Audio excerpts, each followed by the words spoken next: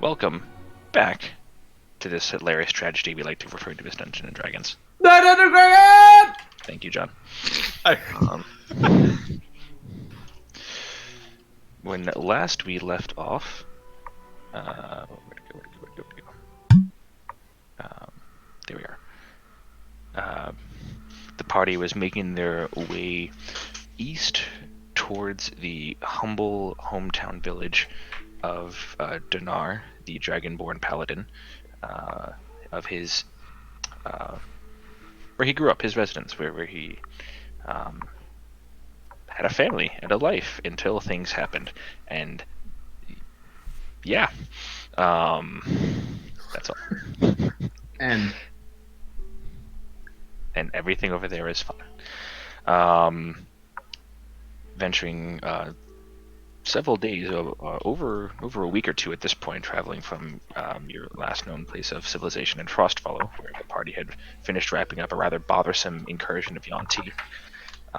You've been making your way steadily eastward, following rudimentary trading paths, half-paved roads, nothing so marked or established.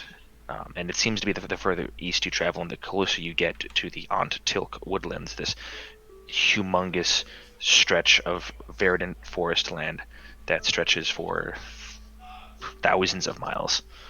It seems the closer you get to that, the more the wilderness seems to push back against any type of civilization or attempt to curtail that. You reached a point where either you could potentially continue along the trails and the paths, which would generally be considered safer. However, it would keep the journey as long and potentially as arduous as it has been. Or you could choose to venture north into the forest and take a bit more of a direct route, as Dnnar's hometown is very, very close to the meeting point between the forest itself, the woodlands itself, and the far eastern Fosk Syriad mountain range. You all elected to attempt to save some time, travel closer into the woods. Not long after you had this discussion, you were approached by a rather dazed but cheerful merchant of fine herbal remedies and natural ailments and ointments, looking to hawk his humble wares. He was flabbergasted at the amount of coin that you threw at him to essentially take all of his stuff, buying everything except a single potion of vitality that the guy had. However, with his stock thoroughly depleted, the surprised but happy merchant continued on his way. You traveled into the forest proper itself, and upon entering, you were hit with this immediate darkening as the thick, dense foliage from above cut out much of the midday sun. Chilly, still rather chilly. You could see your breath as you walked through, and the occasional crunch of frost that had not managed to burn off from the lack of sunlight crunched underneath your feet. However, an interesting thing that you all noticed as you made your way through the winding, warping, and weirding routes through the closest thing you could attest to a path was that despite the turning of the temperature and the colder weather, the foliage of the trees was as healthy and green as it ever was. The plants and flowers and grasses that sprouted in between were all as lively and healthy as in the middle of a sweltering summer. It seemed that weather did not really have an effect on the plant life of this forest. Sylvarin, your newly acquired druid friend, was able to gather some information about the forest from a grove of trees nearby. The most important and really only relevant information he got from it was to beware the swamp. You continue to travel, appropriately on your toes when you encountered when your feet found soggy ground as opposed to firmament, and through some clutch water walking spells, negated a rather what was, could have been a rather difficult, annoying segment of travel. However, was not far along into this soggy mire that you, I believe Haruki and maybe Rethinir, I think Haruki, heard several screams of alarm and panic.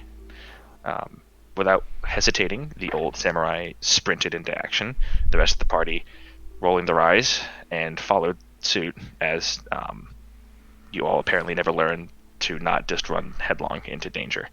But that's not your way. Your way is to run blindly with the hopes of saving and being heroic. What is this stealth Clang. and scouting? Clang. Said the party of full half-plate scale mail. They burst further into the swamp into a rough clearing to see an interesting sight of a somewhat submerged and partially overturned cart surrounded by several still humanoid bodies. A slain giant insectoid centipede body laid near the cart, and two horrific monsters seemed to be one devouring the carcass, the other one kind of plodding around the cart. These Ketoblipes, as they're known, are a swamp denizen that is a weird cross between warthog, dinosaur, buffalo, all covered in fur, giant horns, big bony tail at the end. And Haruki, with his wonderful speed, sprinted up, realized one of the bodies was not as dead as the others, attempted to get him out of there, did not do as well, freaked the guy out, the guy ran, and you immediately leapt into battle. Most of you fared very, very well. Some of you fell somewhat victim to the intense death ray stare that these necrotically filled monstrosities lashed out with. This horrible, odious, noxious, smell of death and decay and stagnant, noxious swamp odors fills the air that seems to permeate from these creatures. It seemed you were making quick work of them until the sounds of battle seemed to have alerted several other creatures to your location. Another Ketoblipes bounded its way in, but before it could react, a large, pus-covered, angry troll splashed its way onto the field, knocking the Ketoblipes to the side, which caused a retaliation death ray attack, so good on you guys for taking a moment there. And then immediately the the troll itself sprinted in to lay into both Sylvarin and Krenor. And while the party seemed to be putting out good damage on the troll itself, it seemed that whenever they hit it with an attack, one of the various boils or pustules on its body would burst with an acidic and corrosive spray, doing a fair bit of damage to those around it. But the badass is that you were eventually able to overcome the acidic nature of the troll and the death gaze of the Ketoblipes. Keto, please. Keto, please. Keto, please. Oh, dear Lord. And you all stood victorious. The nervous merchant seemed to be wanted to confirm that he was not going to be immediately slaughtered by the party. Made his way forward, announced himself as Jarzar Tharadim, a merchant from the far and off Rashik Empire. Summarized his journey and said that he was looking to hopefully make his way through the forest to a shortcut to a far northern city, across the forest by the Carcathian Sea called Gorgone. For reasons he decided not to share. As thanks, he was going to offer 2 of the magical items that he was transporting to you guys, but before he could finish that, Malin casually demanded any trade writ papers with any types of official seals, very kindly and very casually assuring the man that no harm would come to him and he would not kill him as long as he handed those papers over. the conversation devolved, then escalated. The nervous merchant seeming unwilling to give up papers to someone who was threatening his life, while the rest of the party seemed to not quite understand Malin's angle nor agree with it, to the point where magical contest happened. A hold person spell was cast by Krenor, counterspelled by Malin, and then Rethanir cast Fist. As muscle wizards do. The best spell. Malin has been knocked to the ground. You feel the sting and the hot blood pulsing through your face.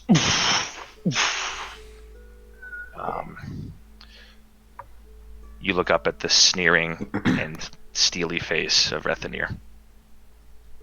What do you do?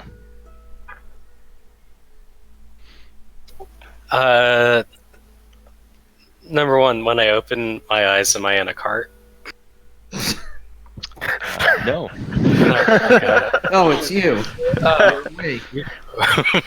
Sorry, I think you're thinking of my business partner, Todd Howard. I don't believe he is. This is a tense scene, guys. Just keep that in mind. Yes. I smile at Rethanir and I say, that was a good hit, Rethanir. And I drew a little blood on his boot.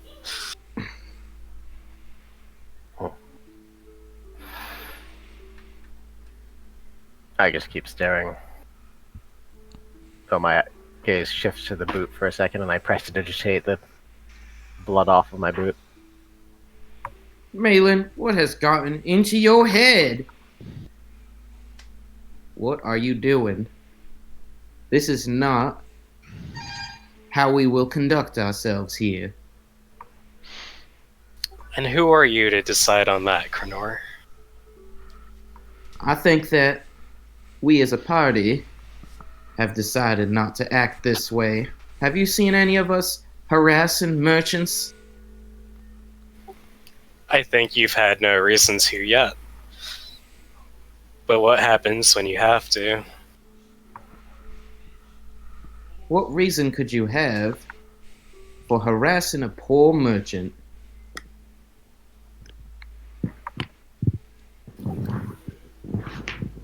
I think it would be beneficial if we had documents that I could forge that could maybe help us pass through towns if need be.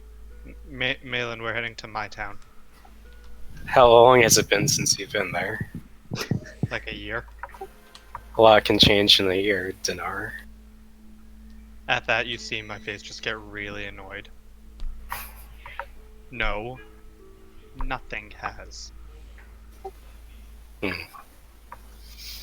you know this how? I'm just staring at you. Very well. I promise to be on my best behavior, at least for today. I hope so.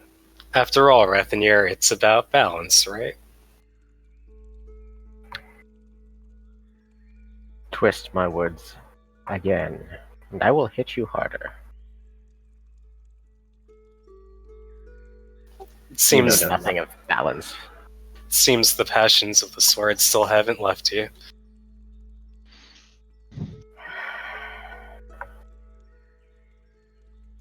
Will not rise to your bait, worm. But know that my threat is not an idle one.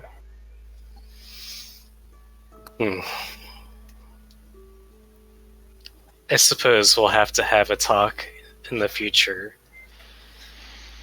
of how I may best conduct myself for the benefit of the party. I think we should have that talk right now.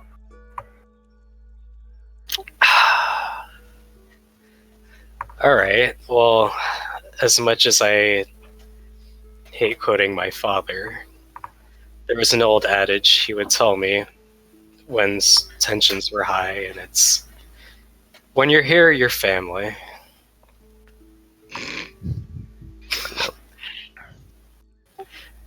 You make the best of whatever situation and group you're in.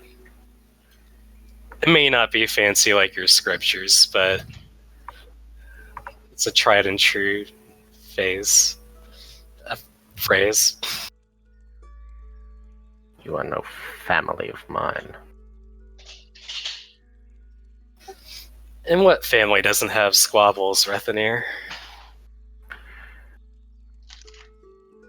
That's hardly relevant, as you are no family here.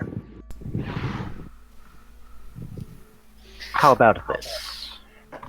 Instead of your father's irrelevant adages, you will not lie, you will not steal, and you will not betray us.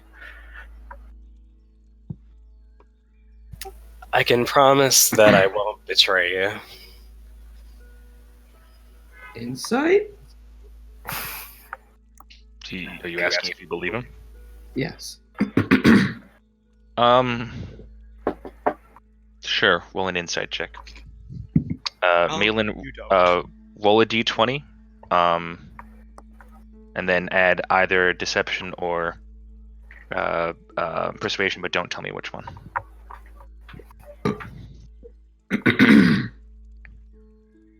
14. Okay.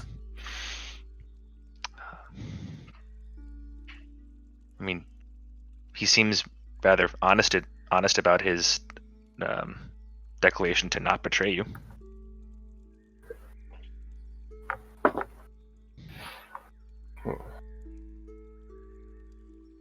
I can tell you this.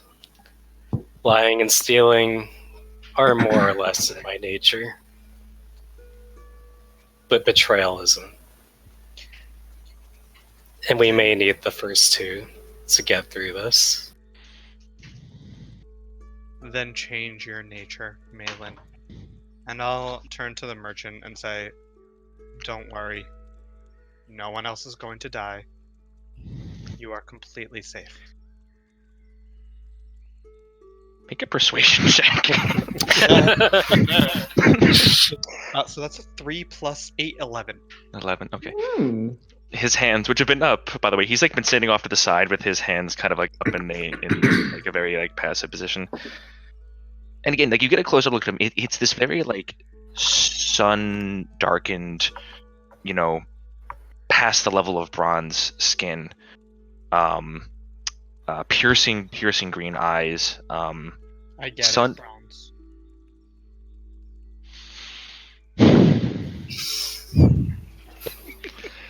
Like sun, well, from where you can see of his hair, it seems like it was blonde, but has become very, very sun bleached. Most of his head is covered in a very what can be considered a very like well dappled and very well decorated turban.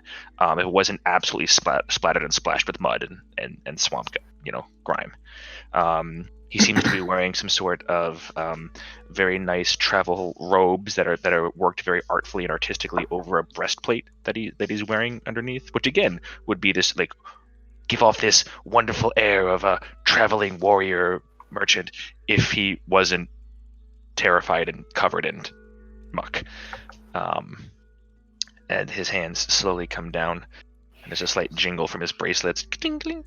Does he seem injured at all? Like, does he need No, I already asked that. I don't think he does. Oh, did you? No, Okay. he just seemed scared. He's like, Can I? if you're sure, Can you I? seem- yes. Can I do something that may not work the way I wanted to, but might as well try? Oh, please tell me more. It lasts a minute, and I'm gonna carefully reach out a hand and cast heroism on him. Okay, how long does it take to cast heroism? An action. An action. Okay. Well, let me look up the spell so I can know the. Basically, they gain temporary hit points and are immune to being frightened for a minute. I just want to make sure I'm not thinking about another spell as like because I have a thing in my head. Yeah, no worries. Get it out. Get it out. The merchant explodes. No. Too much heroism! Too much heroism! We get all the magic items. It's Okay, got a so- heroism addiction. So given that persuasion check he made before, he's not willing, but he does have disadvantage on his save. Okay. Okay. This has been a very contentious and very tense No, I completely thing understand. from his perspective. It's a spell save of, I guess, 16. If we're What- going with normal spell save. 8 plus your proficiency plus your charisma. Yeah, it's 8. It's 16. 16. Okay. Okay, well, I'm marking off the spell slot regardless. All right. Let's see. You're gonna roll. Yeah, you're gonna roll the grog die. 2 natural 20s. -5. No, 6. He rolled a 4 and a 14. So, he there's a moment where he's like, what are you?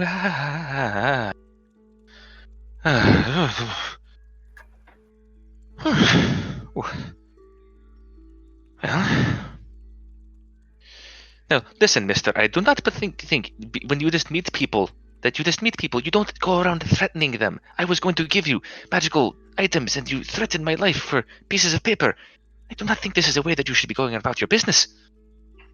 Yeah. You seem like somebody We who are is in agreement there. now. Had you simply asked without threatening my life, there might have been a little bit of a different discord. Just, you see how there are like 7 of us, 6 of us? Just ignore him. Everyone else is fine. He's very charismatic. Look at him. Is he also still on the ground? He was pointing. Malin, have you gotten up at this point? No, I'm getting up now. So as you get up, like your hood kind of like on your cloak half falls back, and the obvious half elven features of your body are shown, and the look on Jazir's face just kind of goes. And I just kind of roll my eyes at him. Well, regardless. I do not think it will teach you the right lesson, but I do not have many papers. I can, however, provide you my seal. Or at least what it looks like. Would that suffice you, murderous half-elf? Yes, my most honorable merchant, it would. Okay. Well, let me see that my papers are not destroyed by the swamp. Is it Heron lasts for a minute or 10 minutes? 1 minute. 1 minute, okay. So he kind of walks over there, and as he walks, he's got this like shoulders square, like very like clip clomping through the mud, and about like just as soon as he gets to the cart and begins to look through, his body posture just goes from to. What was I thinking? Why did I say that? Why did I say that to him? Oh God, what did he? Oh, but then he saw it. Oh, If you can't find it, it's fine. You need not accommodate his request. Well, he can't. About 5 minutes later, he's rummaging through. You hear the sounds of like crates being moved, the shifting of wood. Interesting, the shifting of wood on metal as well. And after about 5 or so minutes, he comes back carrying a medium-sized box about 3 feet long. And he kind of sets it down and he says, "Here, I will offer you this as a compromise between your honorable and your scary companions. I will give you may take both of these magical items here as payment for my life, or you may take one and the seal." What are the items? Ah, yes. Ah, haha. Well, you see, they are very special. I paid a very good price for them and hoped to sell them for a better one, but I also prefer not being dead very much, so I have that to consider as well. And the first, and he pulls out a pair of boots, like these like very, very finely crafted leather boots that seem to be lined with some sort of like expensive summery like fur. kind of looks like. There's this heavily scaled pattern below the fur, though, as it kind of that weaves its way throughout the boots. Just, look up. I just want to make sure I give you guys the correct description. They're the boots with the fur. That's legitimate. It's called fur FUR boots. You gain advantage on all boot-based checks when it comes to charisma. Especially when you walk into a club. If you pair them with the genes of Appleness, you get advantage on all your charisma rolls while dancing. That's not true.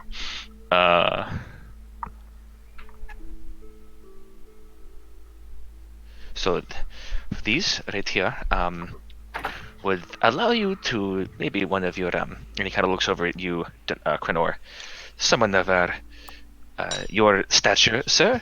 If you find yourself lagging behind your companions, this would keep you up at their pace indefinitely, and would also and he kind of looks towards you, Dinar. If you ever feel fatigue from wearing that most majestic armor that you have on there, it's very well made and well kept. Would not allow you to be over encumbered by such heavy metal implements. And if you ever found yourself to the need to leap distances, you would find yourself to be able to do so with ease. They're rather useful in a creative pinch, also. And you seem to be travelers traveling for many distances. This may very well make that travel easier. And then this this I am excited about. I am very excited. And he pulls out this long flowing robe, and the robe itself, he kind of like flicks it open for a little bit, and it's this very like rough homespun like burgundy color on the outside, but the inside you can see is lined with various like it's almost like the inside is like been like patchworked together. Like there's like various pockets at random places. There are like patches like sewn at asymmetrical places throughout the inside. This wonderful little bauble right here would once you don it and gain a little bit more about an insight into its properties, would grant you a myriad of things adventurers such as yourselves might be interested in.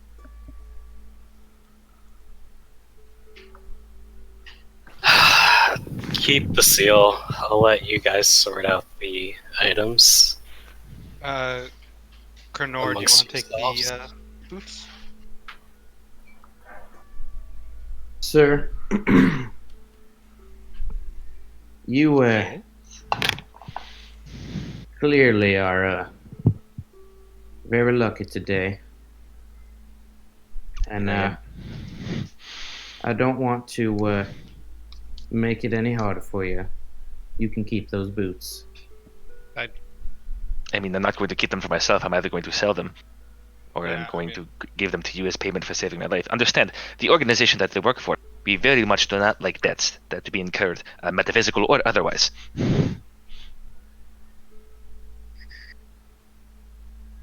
mean, if you don't want them, I'll take them, but, Oh, I believe the common translation, the mercantile menagerie. Ah, I might have suspected as much. Yes. Branch.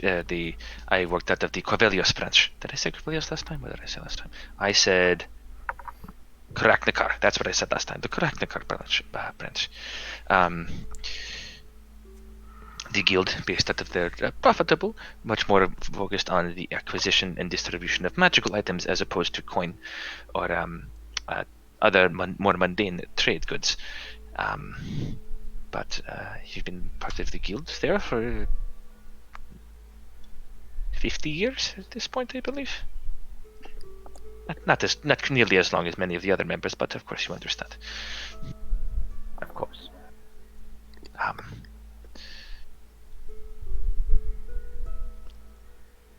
I mean, if you truly do not wish the boots, I would be happy to let you peruse my stock for a discount, of course. Understand these ones here I am more than willing to part with as a gracious show of thanks. But I am a businessman, and if you wish to look through any of my other wares, I'd be happy to let you do so for a price. You can see like there's this immediate brightening to his personality now that like there's like business, but like the talk of profession and trade and whatnot. What if we make a deal? And by a deal, I mean a compromise. I mean, I hope that's what you're doing. And by a compromise, I mean, how about you let us look through your wares, and if we like something more, we buy it, and if not, we'll just take the boots and the robe. I find it to be very fair. Indeed. And now we go down, select, show me your wares. And then he awkwardly gets pushed to the side as you all rush his cart. Smorgasbord! I want this! No, that is careful. That please, no, that is for. Oops.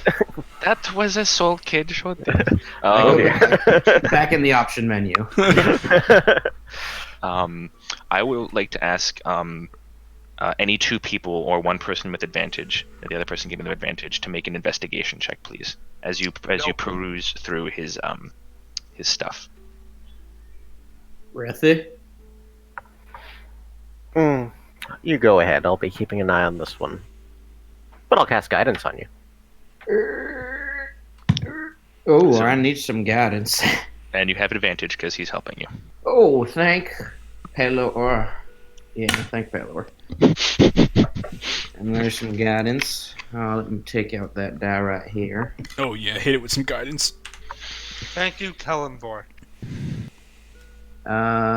Okay. Damn, I have one screen. Yeah, that will be a 19. 19. All right. So it takes a bit. I'm gonna say it takes like the old methodical Cranor, probably another 20 minutes or so, to go over. Shit. Sorry. Hold on. While this is happening, can I just be keeping a fucking lookout? No. Sorry. But you're able to get a very good indication of physically what is in there. So in addition to the robe and the boots, you also find one extremely well-made sword, long sword. Ooh, I'm interested. It has beautiful runic scrolling along the scabbard and the hilt, and as you take a look at it, you can actually see that each rune itself is actually, it's not a rune, it's a different animal. It's like these runic animal shapes that like make their way down both the scabbard and kind of merge with this like very, very flowy silver scrollwork that makes its way through both the scabbard and the hilt itself. You find two different staffs. Two different what? Staffs. Ah. They both are carved to be focus points of magical energy. One gives off definitely much more of a divine sense, while the other one has the runic markings are much more of the arcane. You find a rather interesting looking ring in a small velvet box. You find one potion of greater healing, and the healing potions you guys have recognized to the point that you don't need to identify them. You know what they look like. You've come across enough. One potion of greater healing, 6 potions of regular healing, and also you come across a breastplate that has a wonderful fur lining neck and the What type of armatures. So would it go with the boots? The fur part would. The reptilian scaled, it's like crocodile boots, but much more tasteful is what's on the boots themselves. Gotcha. It's also a different fur. Oh, so it would clash. It's much more like you look at the fur. It's like, as you pointed out, it's this like thick, tough, gnarled, like what you would imagine like a classic like Frank Fantasia like Viking, like drawn Viking would wear around like their like on their like accoutrement. But as you kind of pick it up and you can see on the inside itself, there is also like a bit of like very very basic scroll work on the inside of the breastplate as well. What type of breastplate is it? Is it plate? Is it? It is a breastplate. Breastplate is a type of armor. I didn't realize that it was a type of is armor. it? My bad. Awkward. It's what Caladan's wearing. It's Hey. breast chain.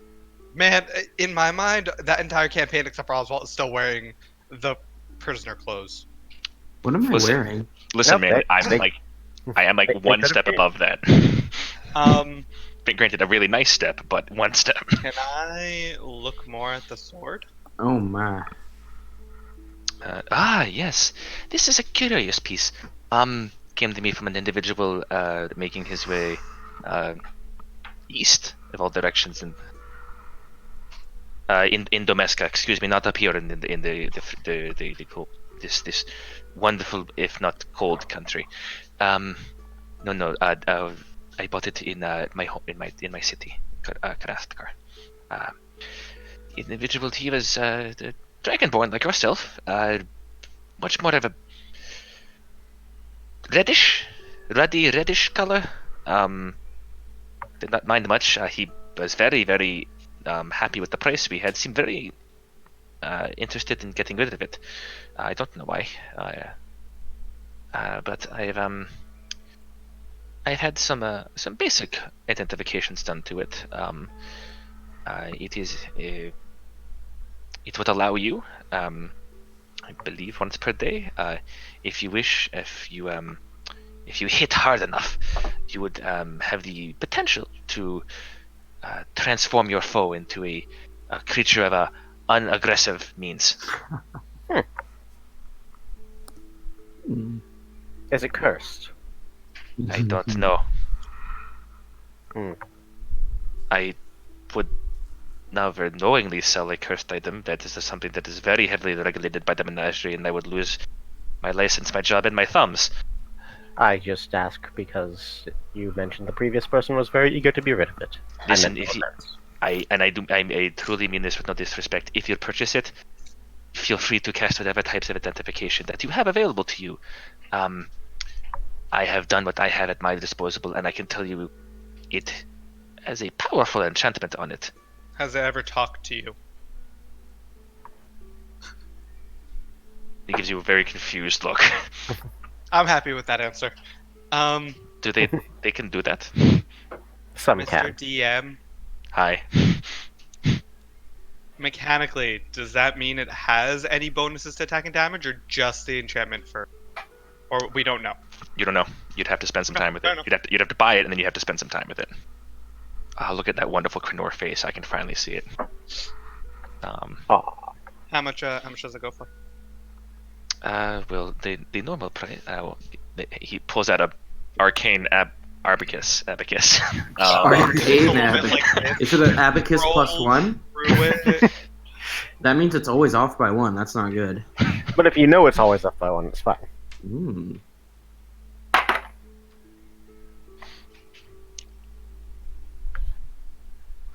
Wait, no, hold on. Shit. You rolled a natural one, so it's like 10 gold. No, I think he's actually using an abacus. He's like moving in like different colored things back and forth at one. Like he Oh, it's a moves one, but calculator. the enchantment like moves back, and he's like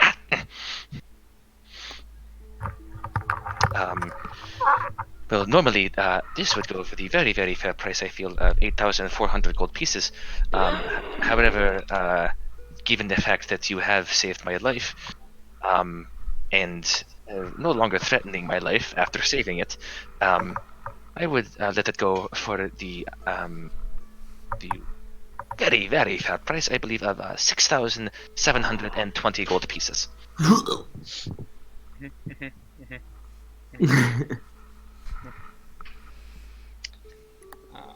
Kunor's just On a like side stunned question. looking.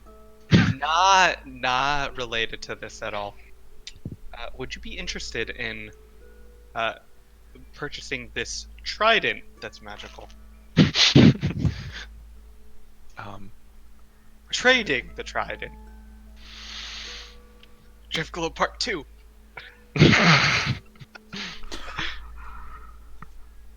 If would you be interested in this drift globe for um, Why do I always pick classes that don't have dark vision? story of my life. Story of my life, bro. Now you have super dark vision. No. I did that. I played too Okay. many characters not having dark vision. Every character I've made hasn't had dark vision. So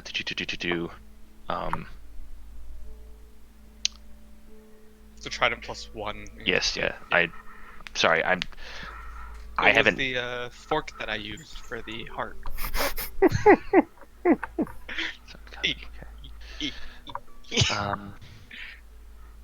He says, I would be happy to knock an additional, let's say, 600 gold off the price if you were to trade with this.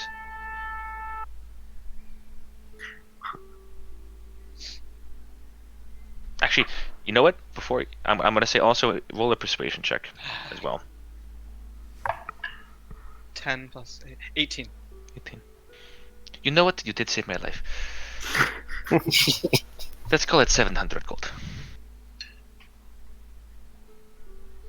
So to bring it down to 6,000, we'll call it a straight 6,000 for you have been very forthcoming, if a strange one with abilities and spells. Let me think about it and get back to you. I say as charismatically as I can, which is pretty good, but in my head I'm like, nope, I'm out. Not to worry. Remember, the robe and the boots are yours if you wish to take them. This is more of a bonus for you and a potential payout for me that I might not have to make my way across this terrible stinking swamp. That is true. That is true. Indeed, the sword may be somewhat beyond our means, but what of the staff? And I There's indicate two. the one with the divine No! stuff going on. I mean, you can have it. I just want to know what it does. Ah, yes. This stuff here. For those of you who find yourselves wounded in battle, or perhaps you do seem like fine adventuring folk, you handled these monsters so well. If any of those wounds leave you, you have the inability to close. You may use several of the charges of the staff to take the place of any spells or potions you might have. This is what's known as a staff of healing. I'll take 3. 3 charges, not 3 stabs. I'm sorry, Sir Gnome, I have but one. This is my sarcastic face. I will take 1. How much is that, good sir? That would be, again, friend discount included. Breezy is not. This is Breezy's weakness. While Handle all the this greatest. bartering is happening, Haruki's Numbers, just the worst. standing in the background with that blank Saitama face, just like, I have absolutely no idea what any of these things are or how much this money is. It's just the okay. Yeah, just watching. I would let it go for you for 1,440 gold pieces.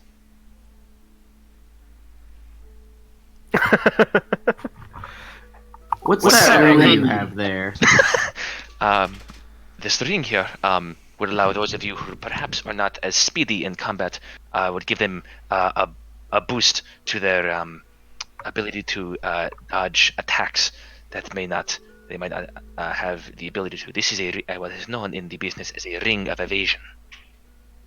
What is? I don't actually know. How much for that one? That would be. I hate that I can't do simple math in my head.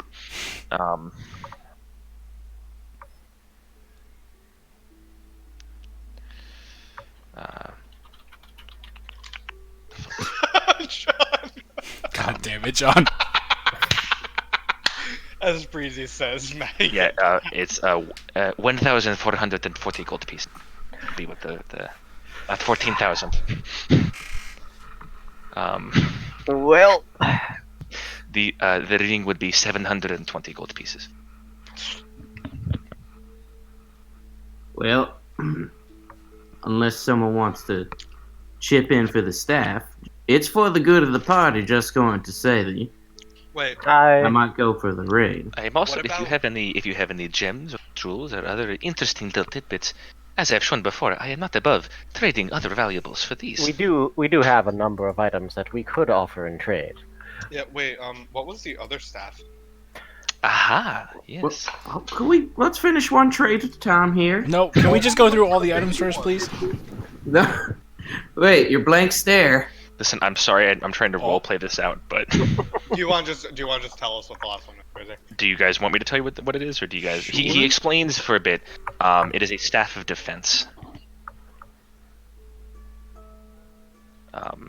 It is a little bit more expensive than the staff of healing, but it's a very similar price point. He explains what it does.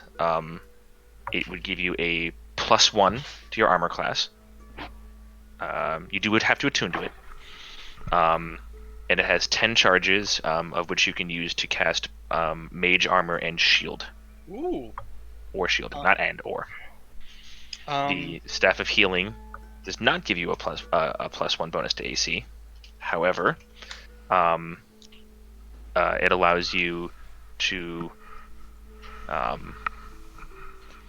cast Cure Wounds, 1 charge per spell level up to 4th, Lesser Restoration, or Mass Cure Wound, using the Staff Wielder's spellcasting ability modifier.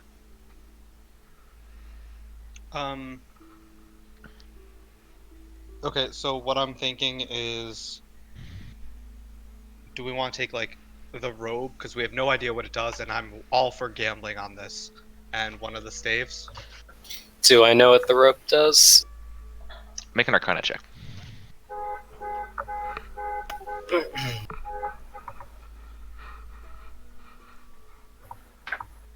22. Easy for you to recognize. This is a robe of useful items. Well, Dinar, this is a robe of useful items.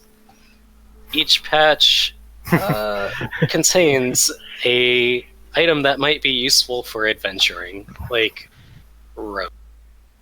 So what I'm hearing is the robe is a lot of items, and everything here is just one item.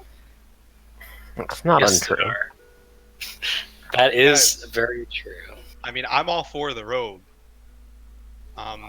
Who knows, Dinar? Maybe one of those pockets has a sword. I have a sword. Yes, but you could have 2 swords. I have a shield.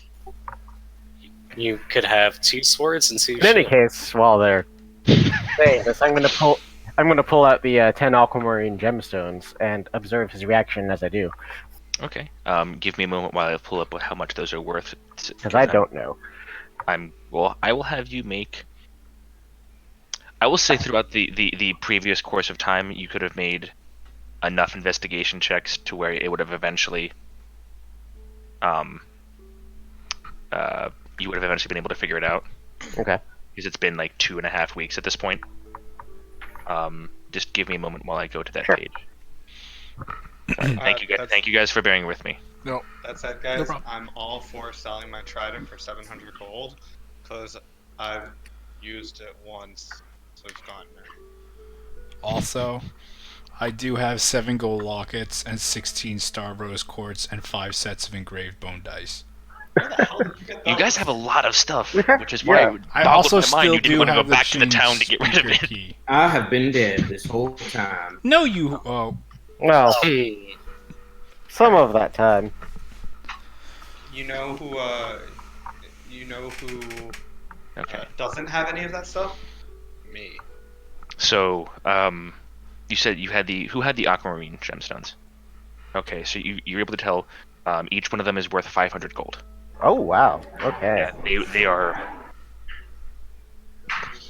Okay, so I have. tall.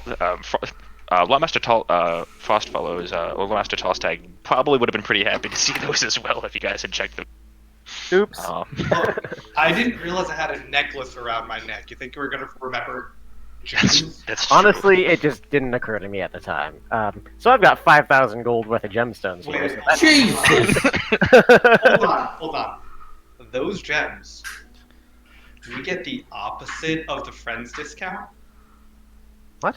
Well, I don't know. The What that enemies And just Are you- someone are you would like asking- a little bit more? Are you asking Jazar that? We're not killing the merchant. I'm not asking I- to kill him. I'm No, thoroughly. I think we've decided not to kill the merchant. I don't know why you keep pushing. Why are you guys saying that? No, I just want to know if we can sell it for more. Krenor, you think this staff of healing would be useful to us? I do indeed. Would 3 of these stones do in payment for that? Well, let me take a look to see what these are. He kind of like looks at them and is like, holds one up to the light, or what can pass as light in this very dim and dreary Do you environment. need more light? Hello's Yes. blessings are lighting him. And, Actually, I'll just cast light on my own hand and Okay. kind of flashlight the gem for I was gems just for going to him. see he might actually have a light cantrip as well. I was just going to check his stats. Don't kill your battery, Rethy. Hey, Rethy. Rethy, Mm. do you want to try to get that sword too? Do you want it? I mean, turning stuff into little buddies would be really fun. Do you need it? So he actually, like, as you cast light, he also casts light. 2 rainbows! Ah, well, it makes sense given your heritage, sir. And he's gonna roll to see, The light. because you're not trying to like undersell the gems, right? Like I'm you're not. No, I'm. If he asked for like 1,400, right, and if I think they're worth 500 each, I'm offering 1,500. So yeah. With that check, he's this would be more than sufficient for the staff. Yes. Pockets Very the good. gems, passes the staff over to you. Wait, hold on. Before we do that, I have a question. and I hand it to Krenor. But ask Thank a you. question. Can we get a bundle deal if we buy the staff and the sword? Yes, Connor. Make a persuasion check. Please be here. 26. 26. Starting to think you're taking advantage of me, but you did save my life. You really don't know me if that's what you think. But with He's the really not trying to take advantage of you. But with he's the just being discount, friendly. and you know what I like. From one imperial to the other, and for whatever. It is odd to see some of your kind outside of the empire, but I am happy to see it. So yes, I will give you. I will bring. Sorry for making you do math. It's okay. I'm just. I'm a student of words, not numbers, and I tried really hard to not suck at numbers, and boy howdy did I not do good. No, you're doing great. Same. Wait, hold on. That's a 13 persuasion to tell you that you're doing great. Uh-huh. Mm-hmm. You're gonna need to roll a lot higher than that to have Breezy stop. This is stop selling. this is decades of self-deprecation you're trying That to is a defeat. 27. How's that? This is decades of self-deprecation that you're trying to. I You're roll getting a into check every day. You're getting into the numbers range that are too high for you now. Hi, Matt. Your staff crumbles in your hands. Or your hands crumple in the staff. Oh. Whoa. Hmm? I mean, I'd be taking a loss at this point, but I'm willing to drop the price down to 5,000 gold pieces For both. on the blade that you so dearly wish. Gotcha. All right. Well, if I pass over the rest of the gemstones, that would be 3,500 worth. And the trident was 700. I will He was- contribute. The trident he was doing 700 on, so He said he would take 700 for the trident. that brings us to 4,200. 42. So we need 800. I will contribute 800. I can put in the 800 Okay. gold. So Krenor is offering to put in the 800. 400. Is that a yes? I don't. Kurnor, is that a yes? He's just pointing at you. I don't know. All right. Rusty, Well, what does he mean? you guys figure this out. He takes the gold And the gemstones. and the gemstones. So you're now out of aquamarine gemstones. They were really pretty. They were extraordinarily pretty.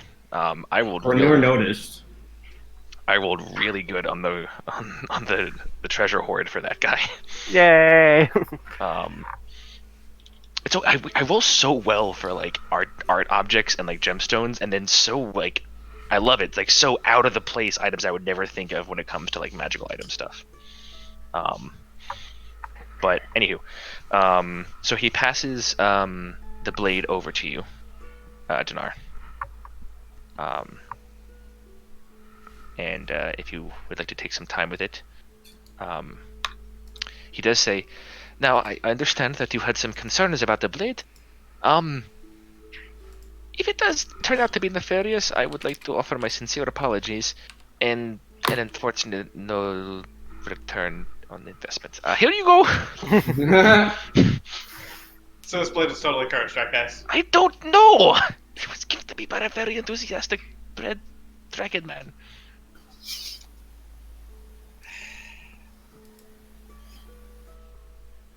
I mean, I already paid, so. So he gives you. He gives you. What is known as a polymorph blade. Nice. And I'm saying that so you can pull it up in D&D Beyond, but you have not attuned to it yet, so you don't know what it can do yet. Yeah, So, no, wait, I is this- got that. Is this the actual stuff That's healing in hilarious. D&D Beyond? Yes. Oh God, that Yeah. last That's awesome. that last bit in there. Yeah, dude. Yeah. Add a game. Would I know this if I stayed and did the short rest? You don't know yet. You guys would have to do a short rest to it. Okay, but I would know a short rest because Jesus, I need to know that. Yeah. Um, You just stumbled upon a fucking gold mine. Damn, I wish we were the evil crew and we just stabbed him. But anyway, But we're not. Wrong campaign. Could be. And you're the only, like, a straight up good the person last tonight. part. Before I offer this, I just wanted to internally check. I've been carrying this mithril scale mail around and nobody's wanted it yet. You want me to sell it to this guy? Does anyone want it before I do? Well, I wish I could wear it. what was the Sure. comparison to what did it do? It is scale mail with an AC of 14. Does not impose disadvantage, and does not have a strength requirement. Essentially, it is considered magical for the purposes of dealing with things like acid, Mm. corrosive elements. And it allows you to move a bit stealthier and a bit more sure.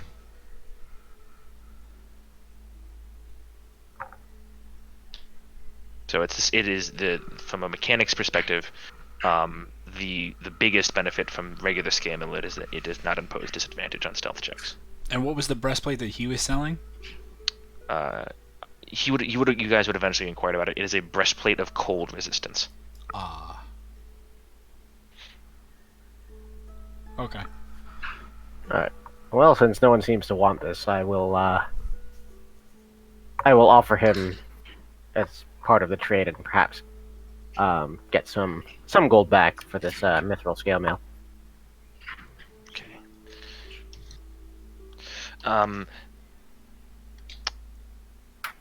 Just are you just like giving it to him to sell? Or are you trying to like upsell it at all? Like, Nope, I'm saying none of us are making use of this. okay, just make a general charisma check for me, just to see like, how taken he is by it. All right. Charisma. Yeah. Ooh, natural 20. Natural 20. No, you were putting it off until you got. He goes. This is I shine some light on it. yes, I can see as he holds his own light cantrip up. Pose with it. I use my new shiny sword to reflect the light on it. I would Oh, no. This is a good trait. I will here. Um, he gives you back 900 gold. Cool.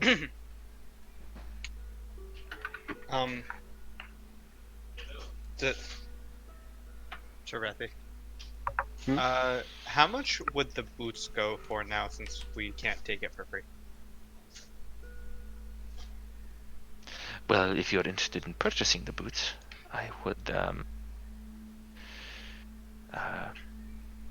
let them go for 500 gold pieces. And you said that they make you faster? From a mechanics perspective, they increase your walking speed to 30 if it is not already.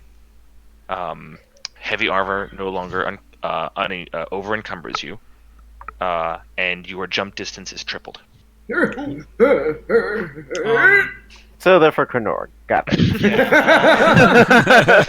So He explicitly offered them to him, and he said no. So I've been wearing this for a while, and we really haven't done anything with it, and I know it's gonna bite me in the butt when we get to it. But does anyone want the Ring of Warmth? By we the way, could- just so you know, Dinar, and yeah, you guys would have discussed this out.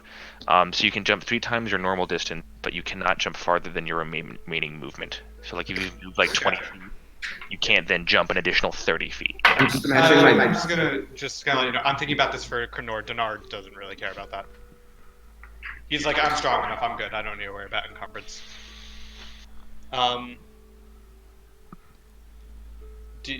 How much would we be able to trade, or how much would the ring go for if I tried to? Would you want this ring? It keeps you really warm. How much would it sell for? got the numbers guy going. I would I said 700 for the trident, right? Yes. You did. Okay. At least it's 600 plus the persuasion. I would knock a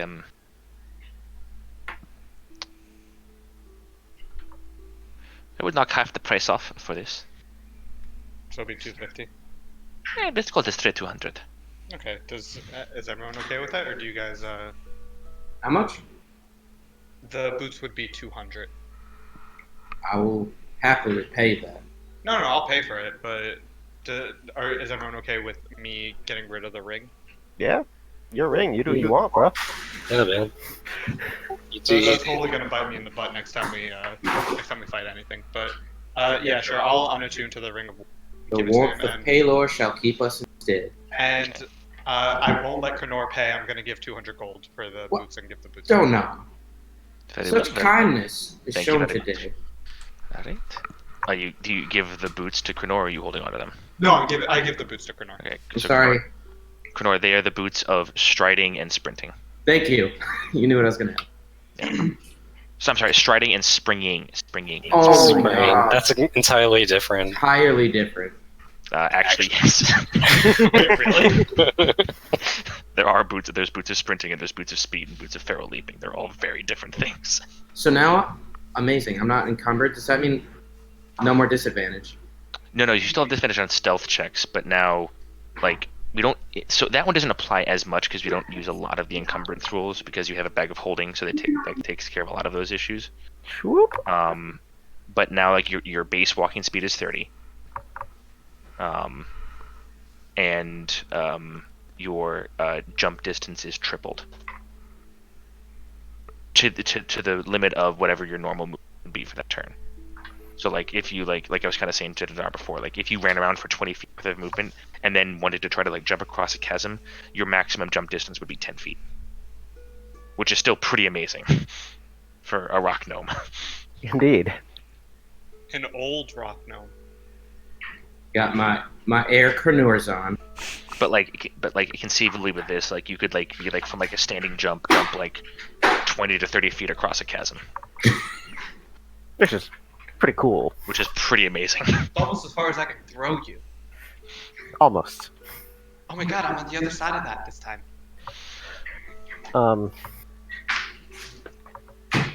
Does anyone want this robe? Are we gonna get the robe?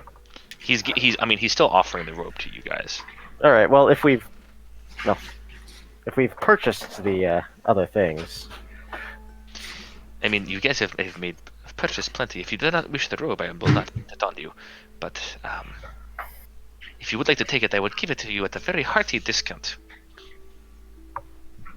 I would happily part with it for a mere 300 gold. If anyone would like it, I can be the generous one this time around. Question: are we all just hanging out in his cart? Well, he in like the kind of like that general like area of the map that you guys are standing right. His cart's up to the north, a little bit, right up here. Okay. So you guys have kind of sort of been going back and forth. At this point, he's like moved over here, a little bit further away from the carnage.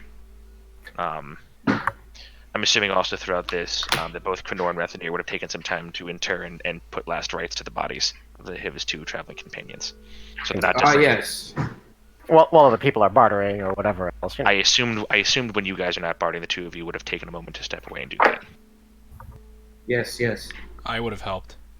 Okay, so easy enough. Huruki's able to easily manage the bodies. You guys are able to throw some dirt on, go through the last rites. Jazir gives a warm nod of respect to Rethan, being from the Empire, and gives a curt, respectful nod to Krenor and Haruki. I start walking around like I'm only 100 years old. Well, I think a robe of useful things sounds hilarious, so I'd love to get it. I don't know if Breathy does, but It does require attunement, Krenor, so you're still walking around as. It's placebo at this point, all right? That's fair. Look, Rethy, if you don't want to wear it, I'll wear it and I'll just try it out randomly. that seems eminently suitable, actually. Very well. We'll take the robe as well. So who is giving me the 300 gold pieces for this? Not me. And I walk towards his cart. Krenor, were you doing this one, or shall I? I'll get it. Yeah, okay. Wait, what? I said I could get this. Krenor, it's up to you. Do you want to get it? How much I was only it? filled up with 5,000 gold worth of gemstones, whatever. It was 300 Pay for my gold pieces. Sorry, I'm admiring these boots. I have now removed 300 inventory and they have disappeared. Alright. Malin, do you wish to do anything while up? Yeah, while I'm circling his cart, I like to use my Wand of Secrets to show me any secret doors or traps. In the cart? Yes. Let me just pull that up so I can remind myself so I can give you the accurate. Sure.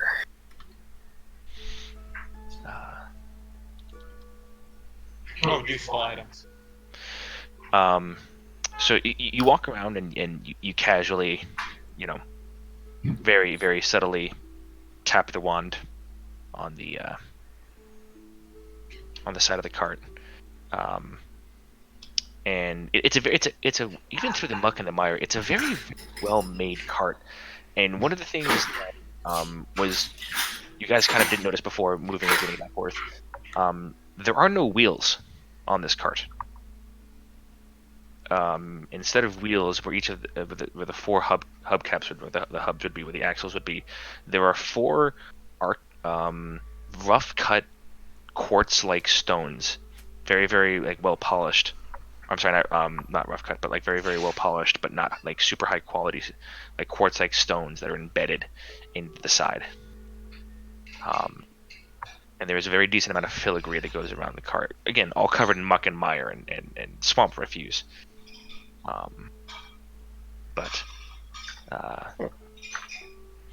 You go around and there are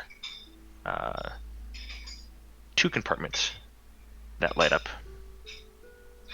One on the right hand side, which is along about the entire length of the itself, and then a much smaller one underneath what would be considered the seat at the head of the cart. I go for the small and check that out. Okay. You go to pull on it, and it's locked.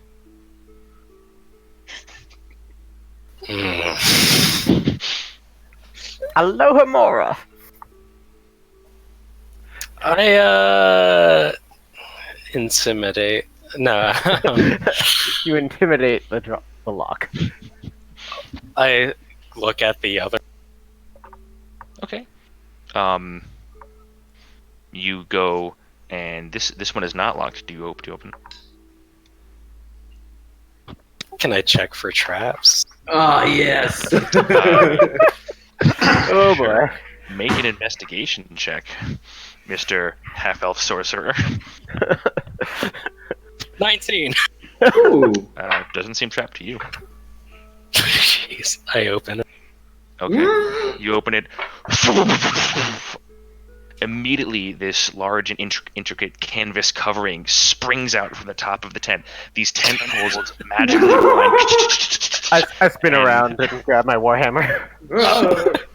and fold itself perfectly onto the other side of the cart, magically coming down. This big, like classic, Western movie, cart covering expands itself over the top, and this very nicely formed triangle tent forms down to the front, covering where the driver would sit all the way down to the stirrups, where he would attach to a horse at the front. And the whole time there's these quick clickings as these tentacles connect themselves together. I relax a little bit as I assume I'm familiar with such magical technology. You've seen the mundane magical application of such before. And then I tense more as I see Malin over there slinking around.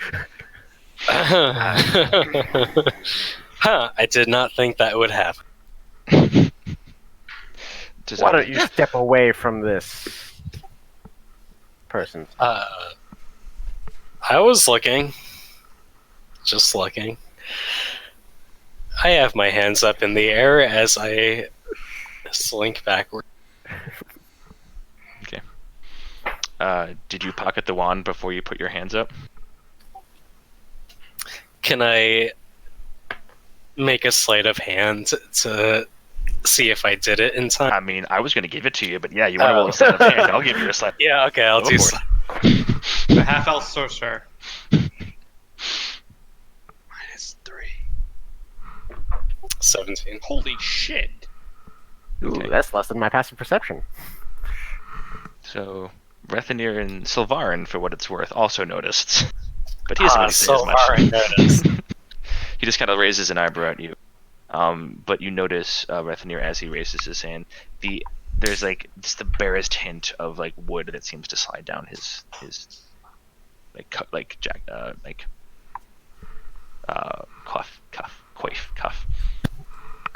Quaff. He quaffs the wand. He just drinks it. Oh, that doesn't sound healthy at all. I mean, you also know that he has a wand of secret. That was not a thing that was kept do I? from the party. I don't believe so.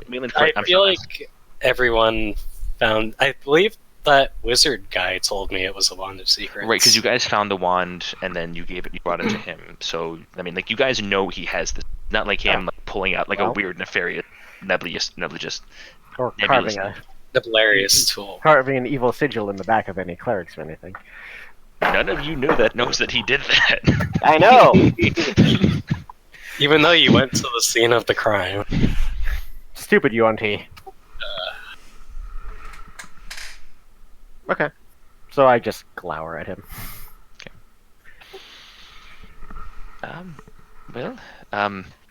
I think this is enough to potentially not have to make my way through the forest, but now I do have to figure out the way to get to the closest town that will have horses. Would you all do me one final favor before we part ways? Unless you wish to peruse any more of my fine wares. I go back in the options. It turned down anti-aliasing. What about this ring? We go back into the options menu. As I said before, this is a ring of evasion. Grants you an increased ability to dodge attacks that rely on your quickness of movement. It gives you advantage on dexterity saving throws on for attacks against you. Like if you ever forced to make a dexterity saving throw from like a attack or spell effect, it gives you advantage. Oh. So you can, I believe you might have to spend your reaction. That might be the skill. Let me look it up again real quick. I think it just lets you make the save. Well, like there's a difference between the ring and the ability. That's why I want to look. Oh, okay. Okay. Yeah, calm down over there.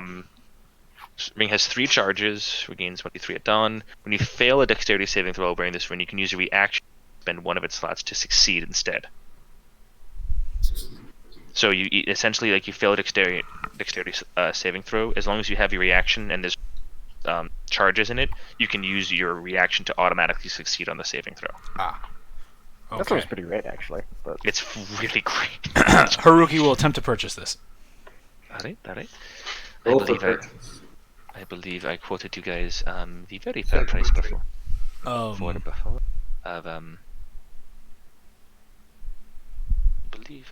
think it was 700.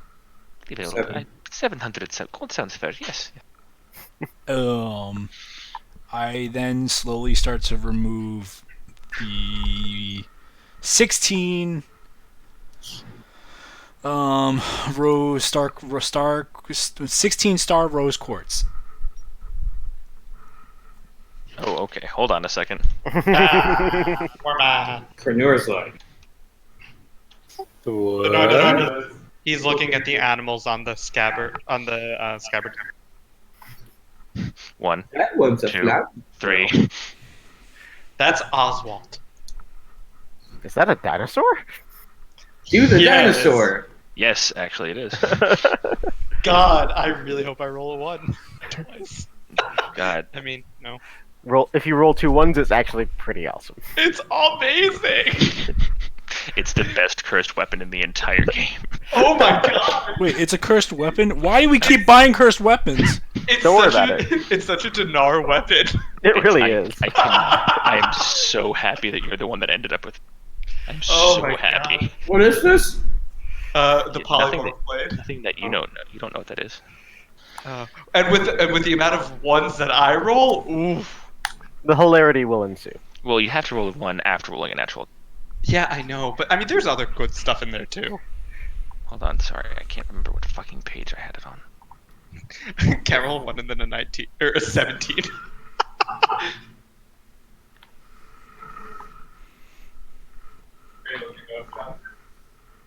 Okay, so Haruki, you would have been able to take some time, over the past 2.5 weeks or so. They are each quartz gem is worth 50 gold.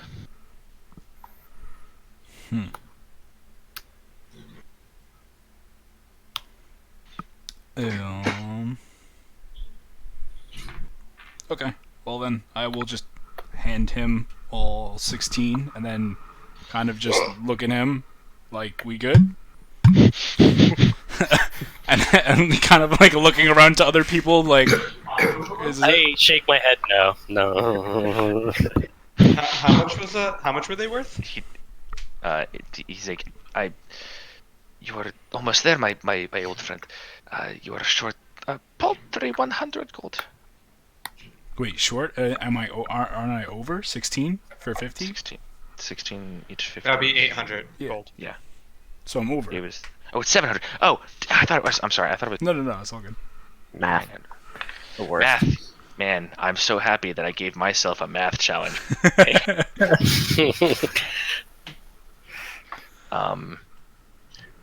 Yes, this would more than cover it. Yes, please. And then I just give him all 16. He happily takes them. Tipping is customary, right? When he sells his entire cart, yes. So you now have a ring of evasion. Hey. Alright, so, alright, and with that, I believe, Our debt has been paid.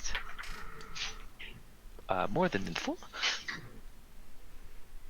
And I believe that as the day is getting late, I must. Oh yes, the one favor. If you could all please, if you wouldn't mind. That is dirty, yes. If you could please turn my cart and face it south. I'll walk over and turn the cart and face it south. I swagger on over my boots. And I watch him do it. Okay, Dinar, make a strength check. I'll help him out too. I jump Okay. into the driver's seat and So am I getting advantage or? Advantage and disadvantage.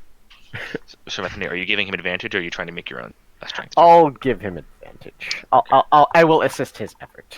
Okay. Okay, because my first roll was really bad. 18. Okay.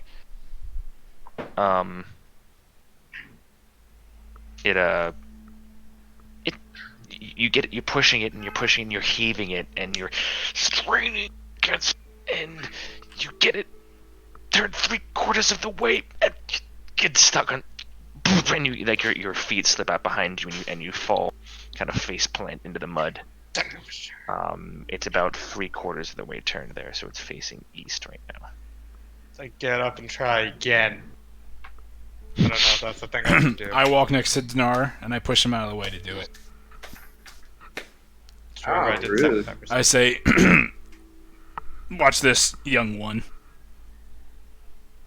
And I will hashtag guidance. fireball. Malin, are you serious? No. What happened? What's going on? I hashtag guidance. When Oh yeah, I should have done that before, but oops. Why? That's why I went like this. It's a good thing we have Sorry. copy pasta clerics. All right, so Haruki, you're making a strength check to push Yeah. then. All right, with guidance. You feel the light. Oh coursing Jesus through Christ! you. What is guidance? Oh, Add a Uh, D4 to the roll. Oh Jesus Christ! Good or bad? Not good. bad. Okay, so a strength check. 8, 9, 10, 11, 12. 12. Okay, you guys wait around for the next 5 minutes or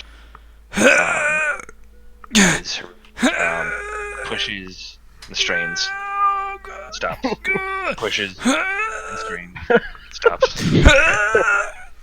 Can I go over and help him so that we're both pushing it?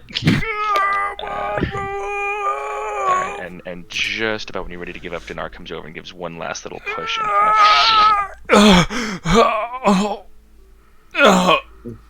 See, it gets better with age. I jump off the cart. Man, that My back.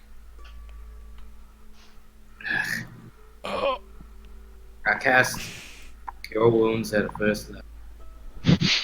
with your new stat. your back still hurts, but you feel a lot healthier. I mean, I'm actually kind of still low on health, so I'll actually take that cure wounds. Oh, okay, so yeah. So Oh shit! I have to roll. yeah. Gil, which one's a D8? It's this Oh one my that looks God. like two pyramids. Thank you. This is Haruki. the reason I was there. Haruki actually got messed up by those death rays. Yeah. Yeah, Did you heal 13 before? What do you mean before? I tried like last 2 time. times. Last time. You did. Hey, Add Haruki. 13 to that 4 I just. Oh, plus at. Well, wait. I have to add 2 plus my level, so that's No, it's. 7. Oh yeah, you're right. And I heal 2 because I healed you. Hey, Haruki, how cut up do you look? So wait, do I heal 7? You Heal heal 7. 20 total, right? Wait. What? I'm confused. If you didn't heal the 13 before, then heal 20 total now. When was that 13 from? Last game? Last time. Yeah. Yes, then I healed that Okay, from last then time. it's just 7. So 7. Haruki, how cut up do you look? After that, just minor cuts and scrapes, nothing too major. Then I'm not gonna heal you. So you all watch as Jazir gets in between where the horse would be, and goes, "This will take a while, but it's better than losing it." And he goes up to like turns around like where the seat would be, kind of like slumps over it for a moment, and you hear what sounds like the flipping of like a metallic switch, like a, and the quartz's stones on the side begin to glow, and the cart kind of shudders for a moment, and then levitates about 3-4 feet off the ground. You can do that before we pushed it. It's I kind of sit there rubbing my back. it doesn't make it lighter to move. Just Gotcha. No, I get it. It's fine. I get it. Physics. I don't know what that is. I wink at him and I say, "Don't worry, the other secret compartment is fine." they appreciate you. Wait, what? What? Well, half-elf, known as Malin, from his compatriots. Yes. It's the police. Whoop, whoop. And all of a sudden, a bunch of golden rocks swarm down. It's okay. Wait, give me an hour to attune to this. I'll make them T-Rexes. Thank you. Thank you. And turns to each of you. Thank you. Thank you. Thank you. Thank you. You're welcome. If you ever find your way down south, I will be happy to make your acquaintance again. If you ever find your way in Vobaton, I'll be happy to make yours. Never heard of this place, but if I find myself there, I will look for you. Yeah, that sounds about right. Alright, take care. And you see him. Then, like, slowly the cart begins to, like,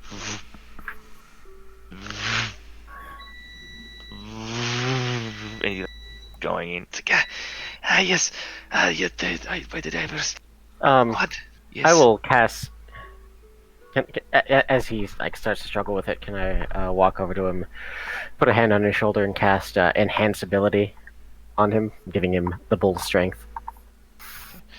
So he goes off, and for the next hour.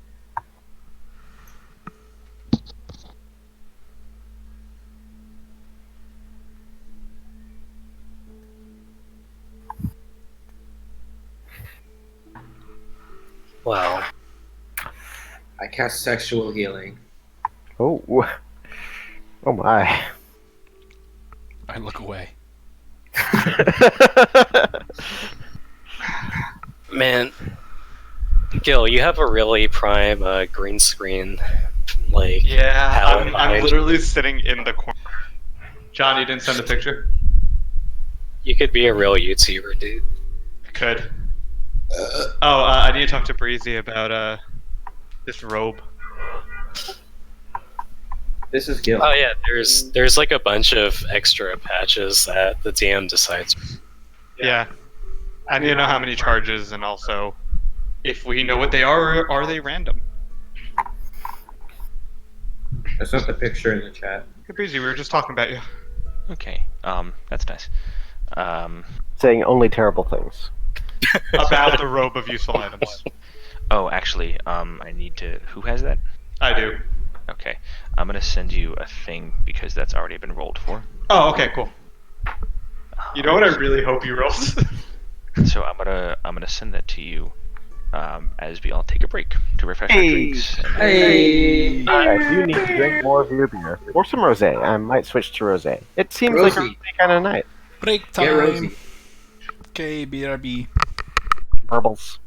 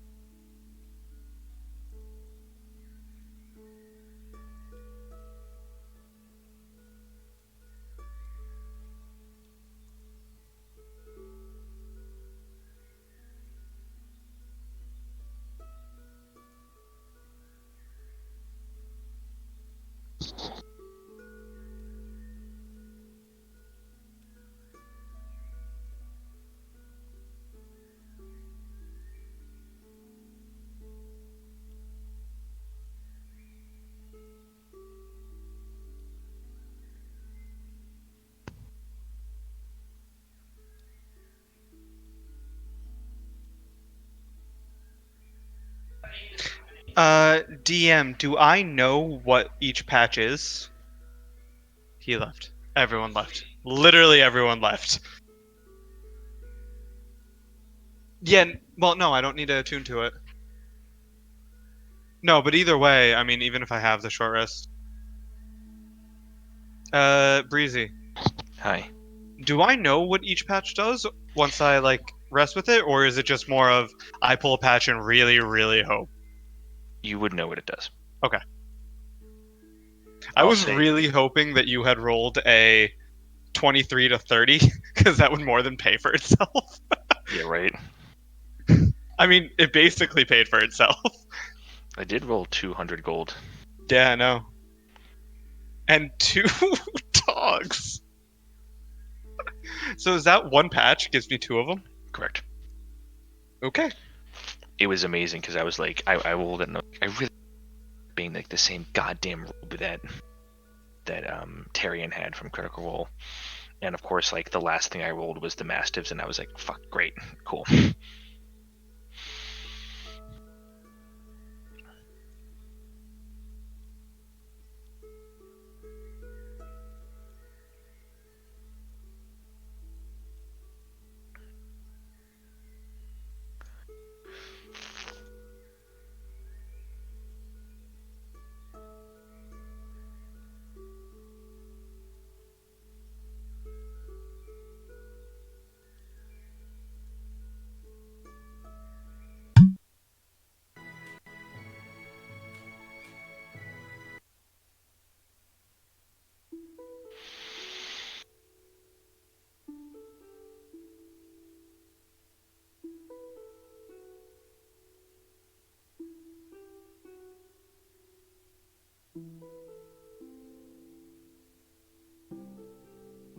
Okay, so I'm gonna write down all of these in a sec.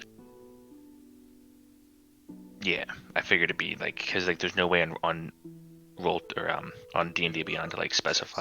I don't think. 10, 12. So it's 22 total patches, right? If I'm not mistaken. Or charges. Because it's the 12 plus 10. Would you like me to sing interlude music? I have some playing. Damn it. Unless you really want to sing. So yeah, it's everything that it comes with those additional. So like it's Yeah. not charges. It's like each one is like a patch. So I like, know, but the way they have it in D&D Beyond is Gotcha. I see. charges on the item. Okay. the Well then, music. Oh crap! Yes. Are they really gonna enter? Oh god. Why isn't the music working? Oh, because I have it very low. do you have to do each one?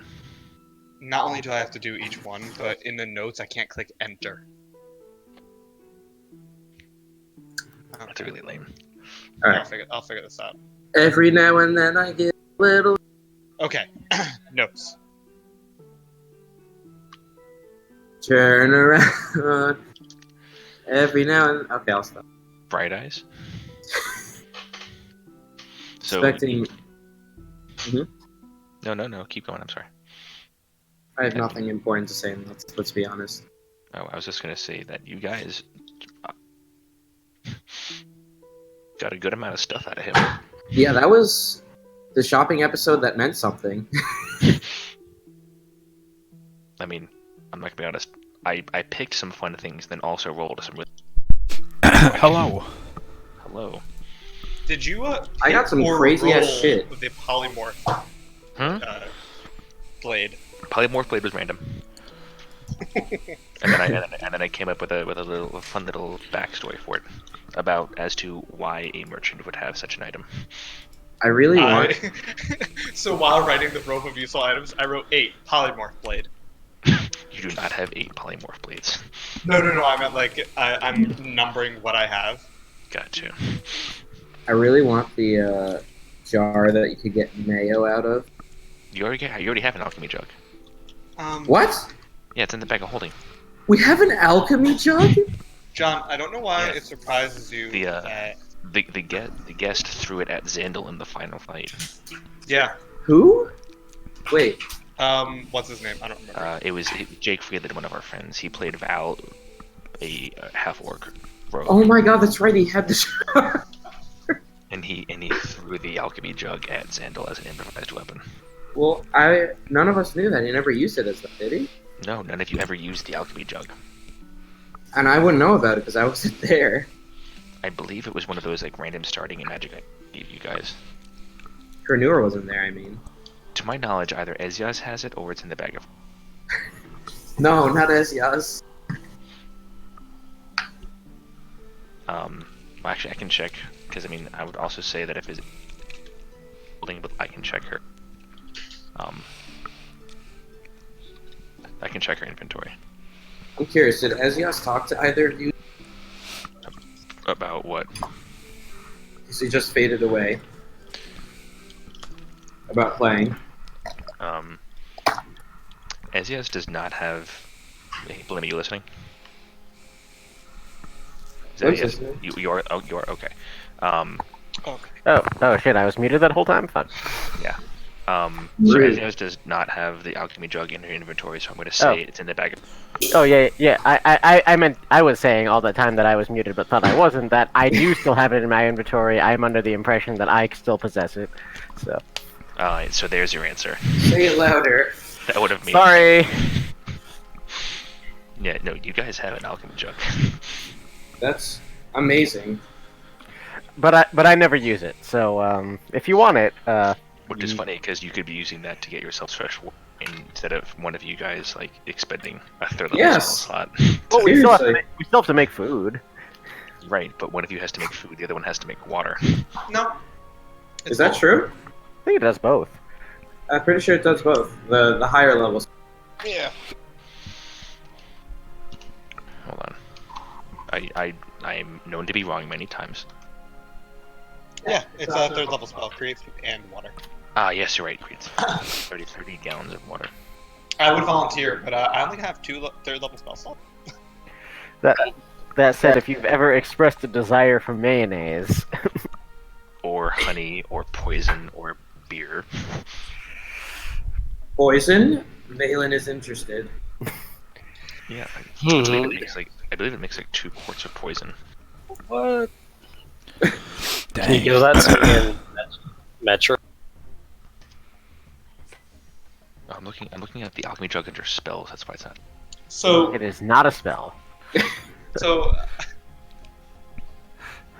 this is how Dinar looks right now. He's a bronze dragonborn with rusted plate armor, a patchwork robe, and a shiny sword. What? I like Yeah, it. he could definitely use a fashion advisor. Yeah. You have- No, I think he looks fine. You have the shiniest sword since Light Dream wasn't. Yeah. Oh, I should probably give Haruki my longsword now. Yeah, it can make acid, poison, beer, honey, mayonnaise, oil, You can make salt all water, sorts of fun things. wine. You can make a ton of things. Reddy may have been the worst person to give that item to. It was in the bag of holding. I'm just gonna go with the headcanon that it was in the bag of holding. So No, but it was like an item that Reddy specifically started with. Oh, that was you that started with it. Yeah. That's amazing. That's awesome. Possibly the worst person to give it to. Wait, Hey, what we was didn't know it? that. No, I don't know. What was it again? So I mean, Dinar would know this, and he'd be the only one that would know this. Rethenir is in possession of an alchemy. Yeah, I don't know what that means. It's fine. And by me, I mean Dinar. I mean, you watch. It was the thing that Val threw at Xandal during that fight. Yeah, it's just a jar that doesn't break when you throw it. I appreciate you so much sometimes. I learn. Well, 'Cause you did something. did we ever use it like for? No, Purposes? none Nope. of you, Nope. none of you have used it actually is for. Val may have used it to make beer once, but Are we all back, by the way? No, you just filled it up with water. I get it. I Or believe Nora, so. here. I'm here! Oh, wait. Yeah. All right. So, Jazar has the nervously minded but rather cheerful merchant once his life wasn't and he was making lots of money. Also giving you guys a huge discount. Has left the place. The day is kind of winding down. The already dim atmosphere inside the woodlands, pardon me, is steadily getting darker to the point where you're having trouble seeing in front of you. Perhaps we should Shall we camp travel farther off? from the swamp. Oh, Yeah, sure. I think when we came across this, we were actually starting to look for a place to bed down for the next like hour or two, right? If I remember right. All I can tell you is these boots for walk, What time is it? and that's just what they'll do. Evening time, as best you can tell. It's getting dark to the point where Mr. Human, you're having trouble seeing your hand in front of your face without Rethanir's light cantrip. Yeah, we should probably rest for the night. But not right here.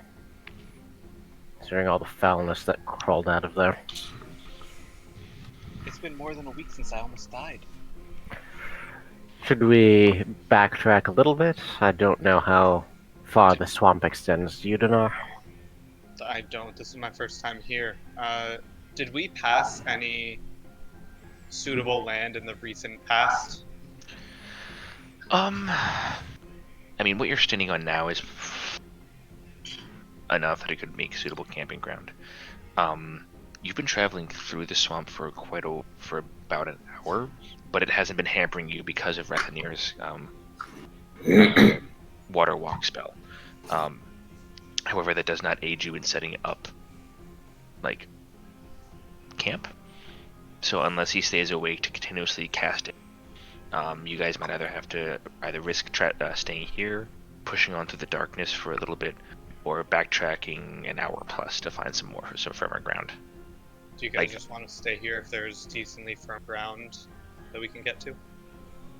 I don't think we should stay right here, considering all the foulness that crawled No, out no, just but I over mean, there. like, in the swamp area.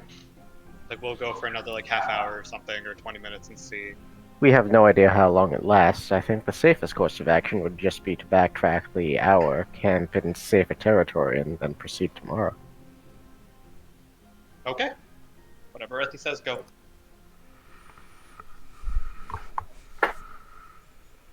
Backward ho! Okay. Who's leading the party? Knur. I am. Not Dnar. We all split up in different directions. Krenor, are you the one that's going to lead? Or I Malin, guess you it's said? Malin. I think Krenor should lead. Well, Krenor, make a survival check for me. I do indeed roll a 12. You rolled a what? I'm sorry. A 12? 12, okay. Do I have an accent? Okay, you could have casted guidance on yourself if you wished. So add a d4 to that. That's a Eldritch Blast. That's a 16. 16, okay. Nice. So it does not take you an extra hour to travel back. So instead of it taking what would have been 2 hours to go back, you guys are actually a pretty decent amount of head time in about 45 minutes.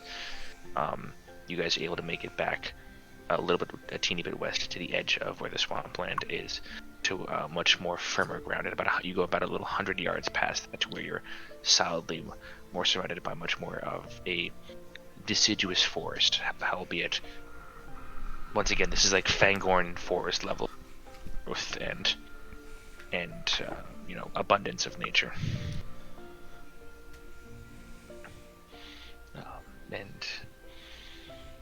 You guys go about immediately setting up camp. Stone-shaped little Earth Nation tents. It hasn't rained yet, though. Hmm? You said you weren't going to do that till it rained. You're right. Then I don't do that. I just was entertained by the visual. I mean, you can do that if you wish. I'm just saying you told me before. You're right. No, if it's not raining, I won't. Okay. All of a sudden it starts to rain. I'm just joking. I'm joking. Not bad. You're a super dick move on my end. I'll. And I haven't used any 4th level spell slots. This is whatever. I guess I'll take first watch. Okay. I'll take second watch. Haruki settles around the bubbling teapot as the rest of you bunker down. Do Kandor and Rithanier, do you guys expend those spell slots at the beginning of the day, correct? Typically. Okay, cool. I don't want to mess with the flow of what you guys are doing. As long as Yeah. it's Would it being make more Back sense off. mechanically for us to do it at the end of the day? Absolutely. correct, but the way we've been operating up till this We point have was been doing at it at the beginning, yeah. the beginning of the day. So I just wanted to make sure we keep that consistent. If you guys wish to change that up, let me know, and I'll keep that in mind. But you guys eat some of the rather bland and tasteless food? Question mark. That has been provided. That's something. It's lumba spread. Yeah. Lots and lots of lumba spread. Knorr is eaten 4. Haruki, you guys all head to bed. If you could make a perception check for me, please. Yay, perceptione. Hey, Haruki, do you want someone to stay up with you, or should I go to sleep? It depends on who is up and if they wanted to stay up with me, but I'm taking first watch. I'm asking you this at the beginning of the watch before you make any roll. Alright, is Dinar asking me this? Yeah, he is. Dinar, you can rest if you wish. Okay, I'll go to sleep then. I'm offering, but I'll go to sleep. Natural 1. Dinar dies. Well, You you look around, and as the fire dies down a little bit, you can feel you can hear the faint like errant bubbling of the tea that you have made. You are entranced by this like single iota of warmth and light in this inky blue sea of darkness around you. I miss home. You miss home, and it's been a long day. Those weird things in maybe they took it out of you, and you feel your eyelids begin to droop. And droop. You blink. And droop. And droop again.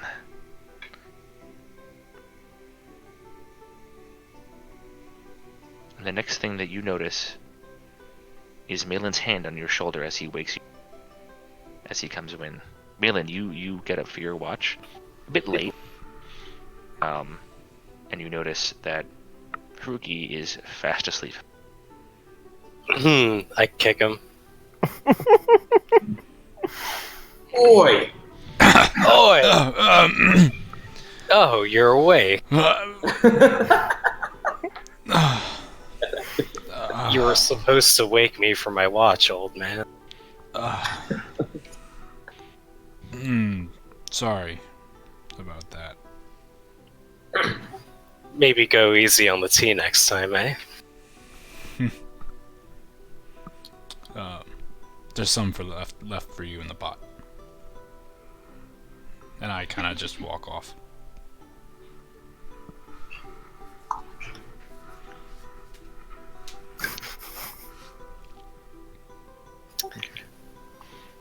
Malin, if you could make a perception check for me, please. Do it for him. Is anybody staying up with Malin, or is he? I mean, unless someone woke me up, I'm still sleeping.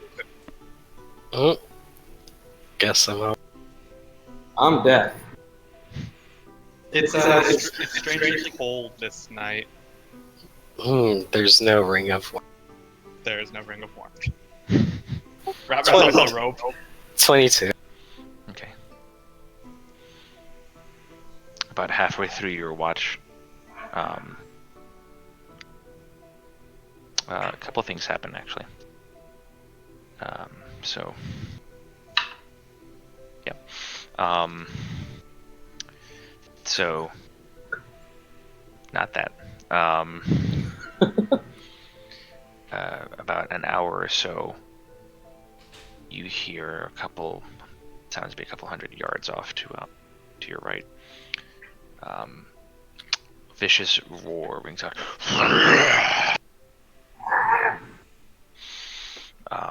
Followed by an anguished, like, bestial scream, like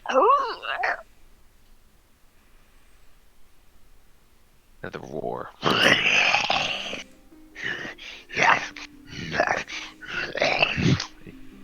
hear from you this distance the ripping of tendons, the slicing of bone, or the cracking of bone, excuse me.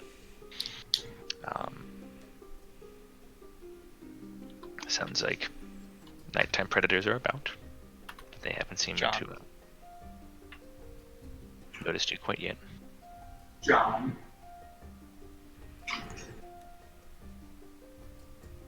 About another 2 hours or so into that, the fire has burned very, very low. And you look at it, you blink, and there's a moment when the fire is out, it's gone. You blink again. There's nothing. There's no fire. There's no tent, or lack thereof. There's no camping party. Ah, fuck. Ah, you're awake.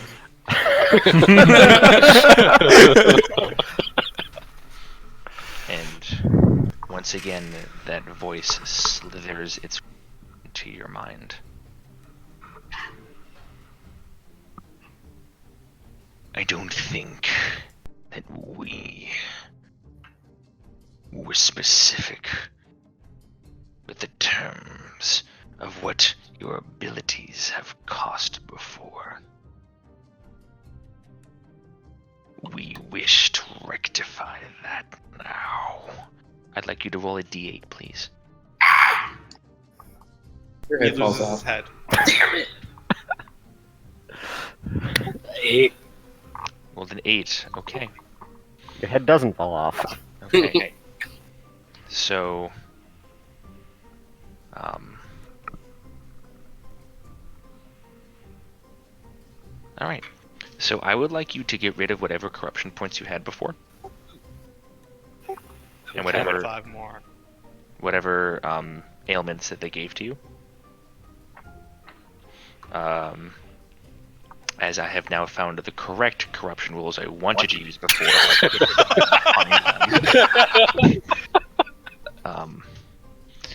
And I would like you to put down the following. So this is what happens.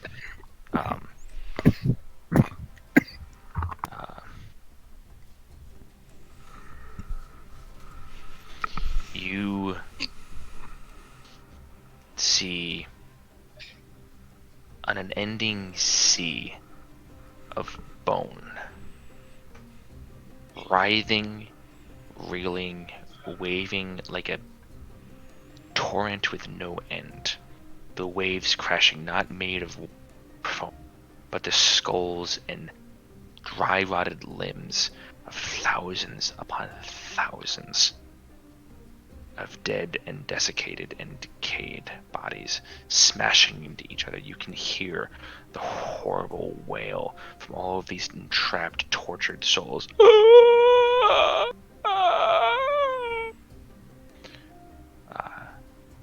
And you are mildly phobic of undead. So that means during the first round of combat with any creature that is considered undead, you are frightened for that first round.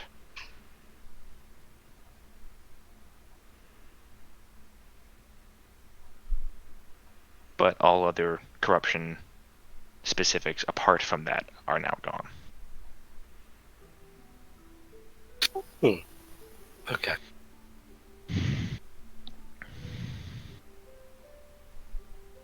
And the voice creeps back again. This is a transaction. If you do not adhere to the demands and desires that my master imparts from me to you, this debt will increase until your pitiful soul is dragged well before its time to be used however we see fit. However, prove yourself to be loyal attentive. And you will have that revenge you so sorely seek. Remember well, Malin. And the sea of bone comes, crashes, breaks upon your body, completely engulfing you, being sucked, suffocated down below ever increasing waves and levels of bone being pressed upon you, jagged, tearing into your body, and before you believe you can't even bear any more of it, the light of the embers comes back to your head, to your eyes.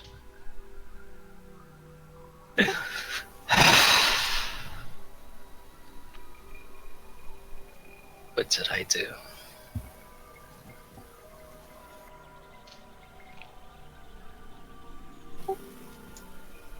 Is it the... Remember.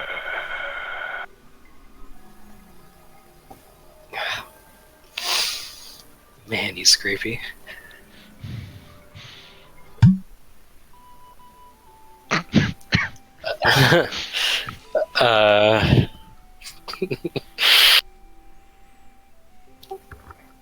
I guess I just sit contemplating what I saw and see if I can glean any meaning from it.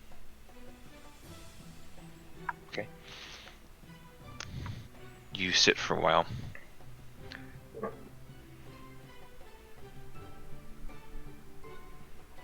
I would like you to roll a religion check for me, please. Final Fantasy X in music. 11.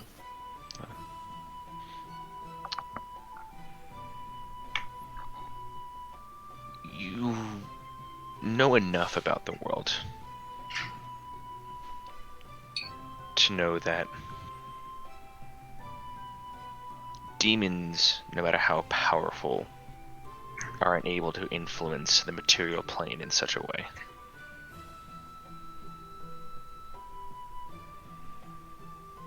Whatever entity you have bound yourself with, its adherence to deals and transactions, to debts and the payments thereof, is some sort of devil, maybe?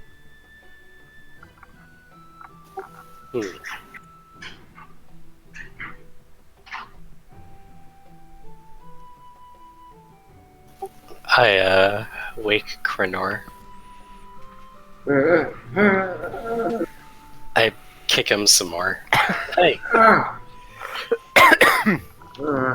Press my ear. What happened? Something Someone happened. take my boots? Oh no. No, but I will if you don't wake up. I'm awake. At this point, I feel like I'm also like mostly awake and just in prayer and like.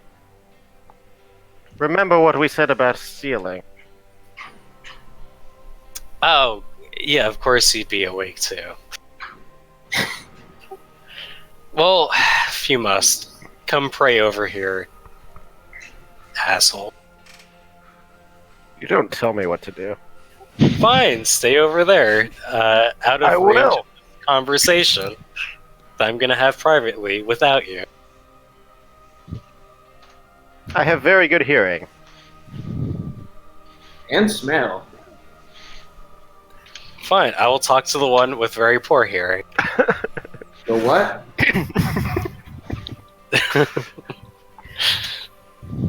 Is Breezy still listening, or Breezy is listening, I'm sorry. Oh no. omnipotent Quickly voice? hide! Ah! Remember, I can see you. Who you are? Remember, no, you do not have Mufasa. Oh, You but made, that glorious Stop. name. you made the wrong deal, motherfucker. Can you imagine if Mufasa was your patron, though? Oh boy. Totes, goats. Yes, please. Go on. Well, Krenor, you seem a worldly man. Some might say. Some might say, some louder than others if you want them to hear you, or you to hear them. What do you know of devils? Asking for a friend. Devils. Well, I know as much as. Well, Roll a religion check. oh. Is that cocked? Come here. Is it? Because it's fucked up right now. It's between a 2 and an order of magnitude higher. And in this corner, What'd you say? It's cocked! Woo! Cock. Oh, jeez. It's still bad. My religion. Ah, fuck. That would be 13. 13? Okay. You know that they had a significant role in the ending of the Sealing Wars. You know that there was some type of accord that was brokered. That the stipulations of led to the permanent and absolute sealing of demons from the material plane because of that accord. You know that devils they're evil. They're potentially one of the two most evil things, arguments, pending, that exist within the multiverse. And that they thrive on deals, on the exchange of the tempting and exchange of abilities, powers, influences for the everlasting soul in parts with an agreement with them.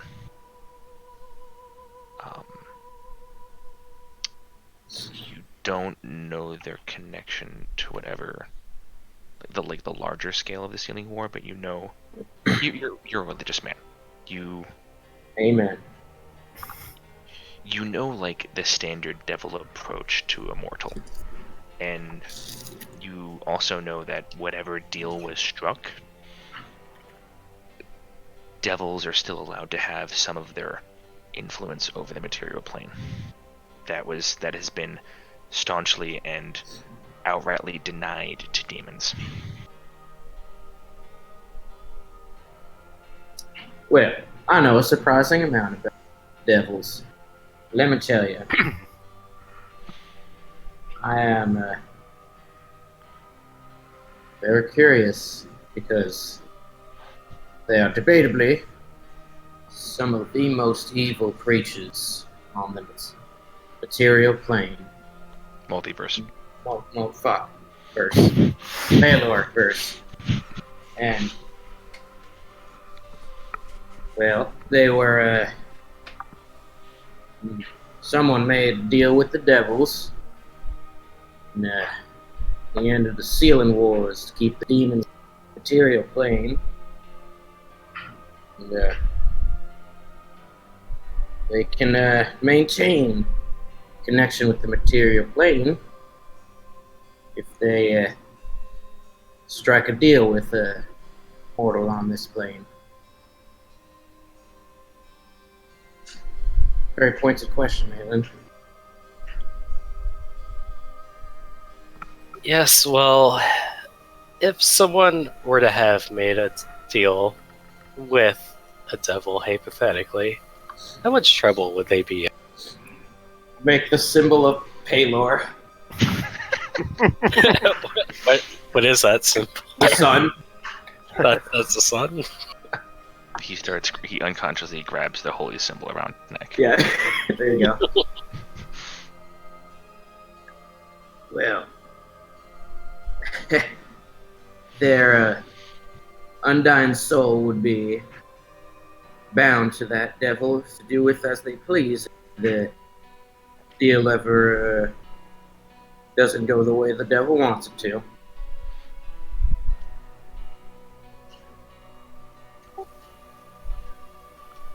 This I did not know. And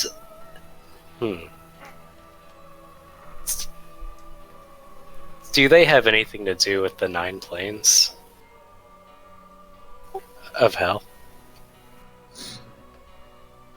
That part you didn't mention. Is that part of the...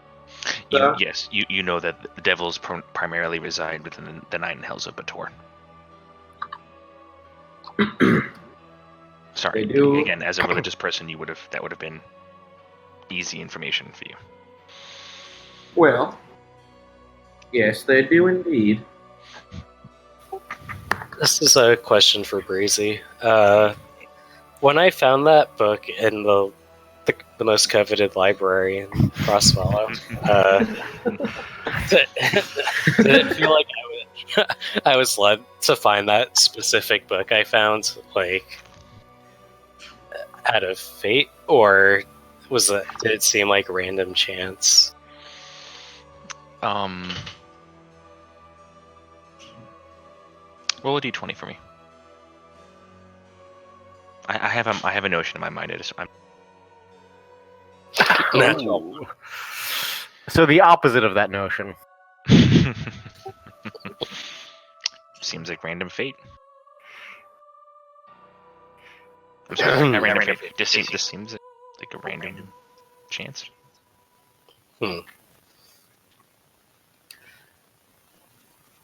Okay, so on a scale of 1 being random devil to, I don't know, 10 being Archduke,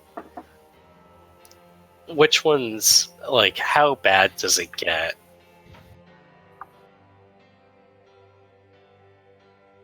Asking me now. Yes. How bad does what get? The eternal damnation of your soul? Yes, that. Well, I feel like it could go to 11. Yes, I've heard this term before. Would you like to roll another religion check, or do you want to keep going? I'll just go with it, you know. Yeah, okay.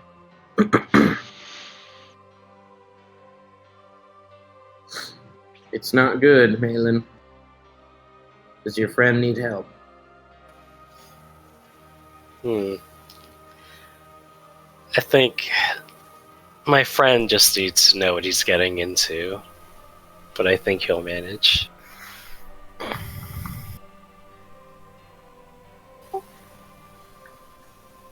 However, he's not above seeking a friend's help, should he need it. Well, sometimes it's the highest wisdom is seeking the wisdom of others.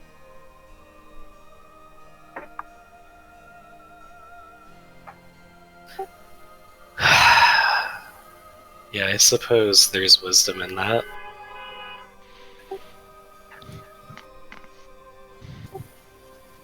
Well, I appreciate your advice.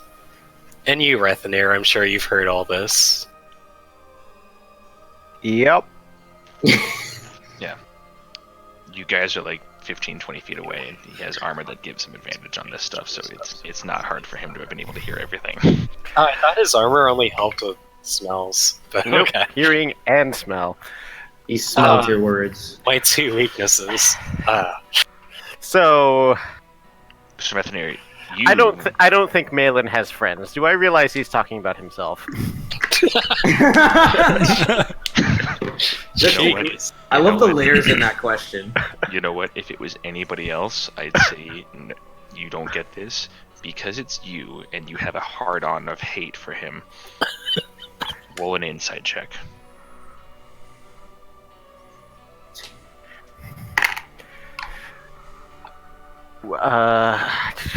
25. Oh boy. This was a friend check, right? I have 25 friends. Yeah. He's talking about himself. Okay.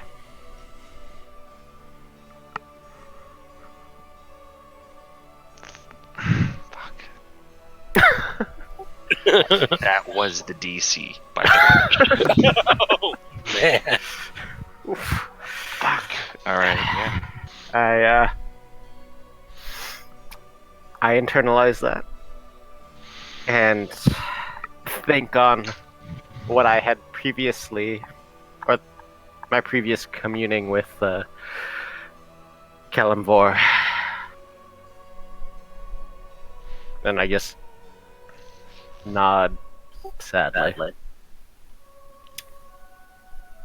I walk past Strathanir to my cot. Futon. I don't know what I have. The ground. The ground.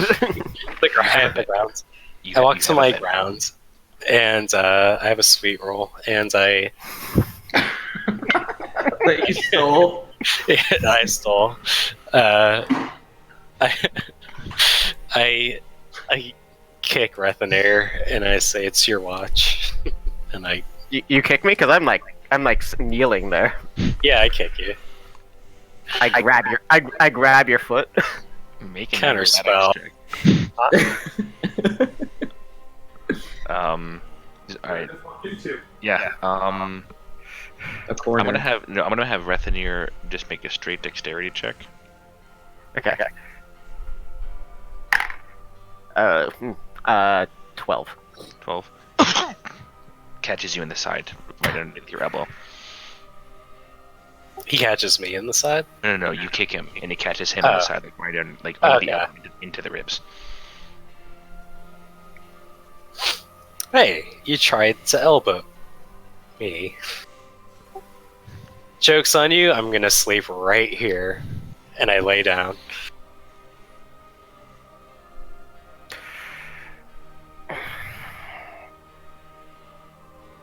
I stand up. Well,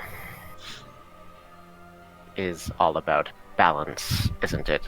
And as I move to take my watch, I just step on his chest.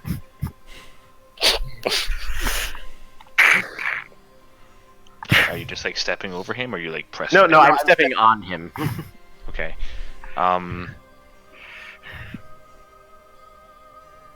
Roll an athletics check versus Malin's. I'm gonna say athletics or acro. I'm gonna do this as like a loose, just to see, because he's awake. It's not like he's like. And he's prone. He's prone, so you would have advantage. Malin, just make a straight either acrobatics or athletics check, your choice. Roll straight natural one. 18. Natural 20. Whoa. Oh. Go. You collapse his ribcage, he dies. My lungs. So My leg. you go to My leg. My leg. before you're able to. The heel of Rethanir's boot finds that perfect space in between where your robe and armor like splits, cuts it like right on your solar plexus, and you just feel this intense burst of pain radiate throughout your chest as he presses down upon you and steps over you and walks away. Hey. Enough of that. I orgasm a little bit. Look at him. He's in pain. Why would you do that? We're gonna push past that. Because he deserved it, Kunor. Because he deserved it. Balance.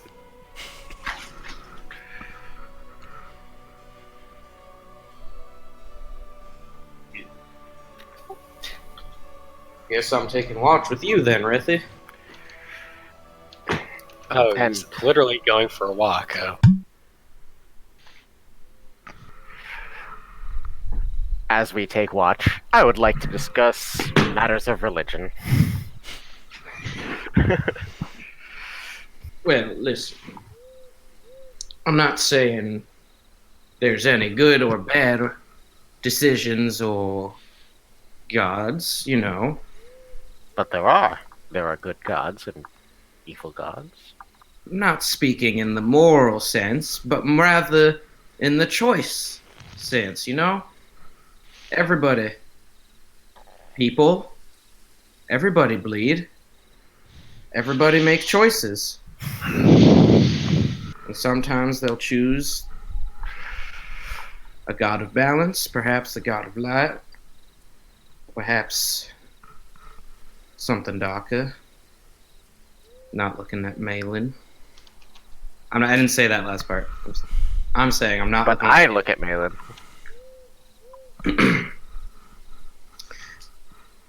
But people change and see the light, or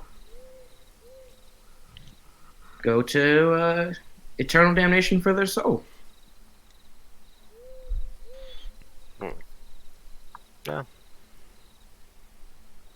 That does seem like its own variety of justice.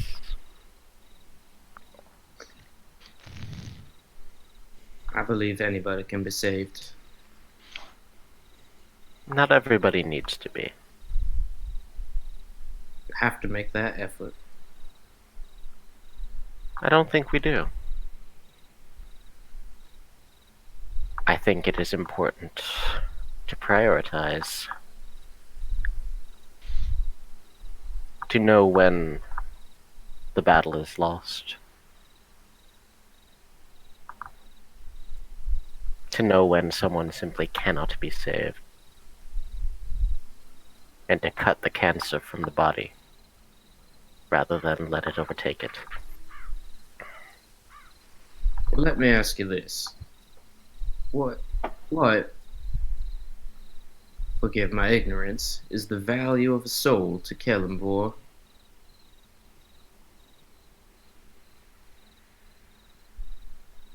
That is not something that I could put a value to, or dare to speak for my lord. I but know that he is the arbiter of their fates. Probably very important to him, then. You can speculate. Balance and justice are important to him. Individual souls in service of the higher causes.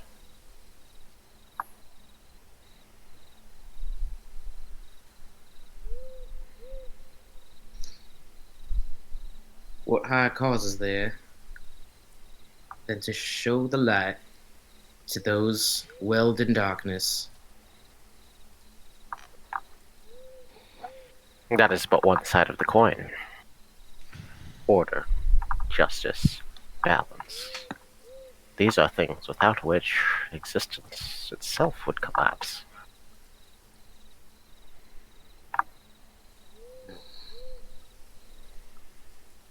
And for that, some price must be paid.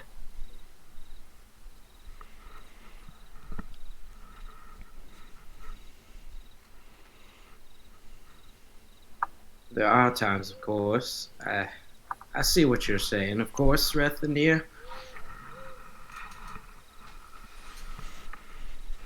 But hope is so very important to me, and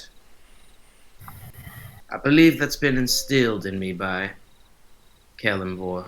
Always hold on to that. Perhaps sometimes fleeting hope, but always to have that there. I've never known the Lord of Light and Darkness and Keeper of Balance to instill hope.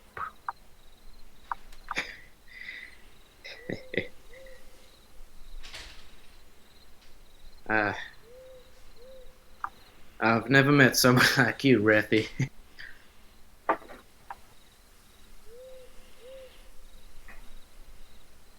Like looking at his reaction to that. Just kind of deadpan looking at you.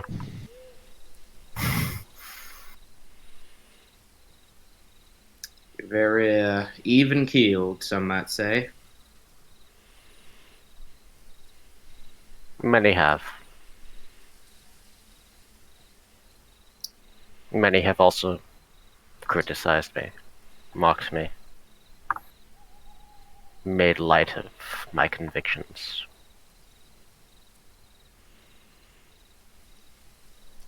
Disagreed fundamentally with them. And at that last, I break eye contact with you and just kind of look down for a second.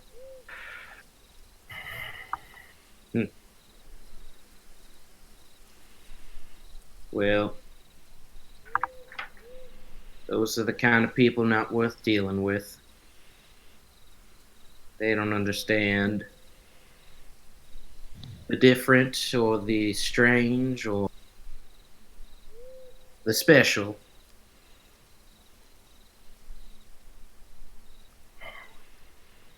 I hope so.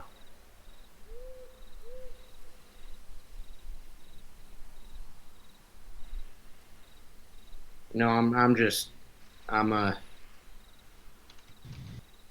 glad that I have someone to disagree with me here, you know? It keeps things entertaining.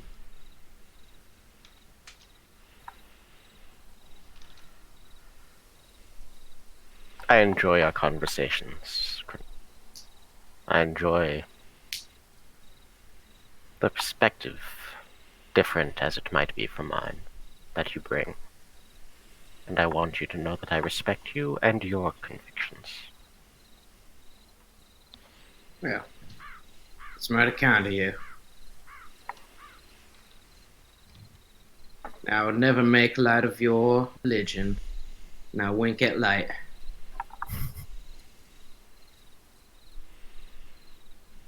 That was a joke there. Yeah. Ah, yes. I respect your choices and well, your balance. Man, I really need another word for that. You know? Why? It is an accurate and apt word. Look slightly defeated. Yeah, you're right. You're right. We'll work on that maybe. Well, maybe not. I'll work on that. As you will. I kind of shit. Where's my dice? I look back. Do I see if Malin's awake? I'm awake. Okay, then I continue to watch silently with Rethy.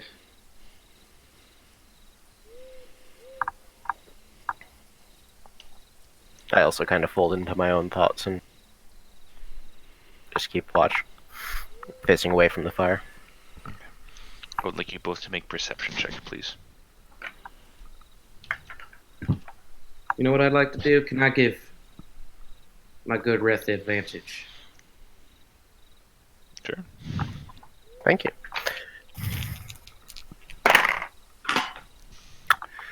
Uh, 84. not quite. Another 25. Not quite. He smells real good. Sorry, I farted in my sleep. Keenly aware of what you had for dinner. Lemba spread. With a hint of peanut butter somehow. Did somebody say peanut butter? No, I ate that too. So yeah, 25 on the perception. Okay. Wait, I got inspiration? What did I Yeah, do? you did. Yeah. I don't even remember what I did. For dropping There you that go. sick beat. Oh, Yeah, dude. that's right. Everybody people. That's right.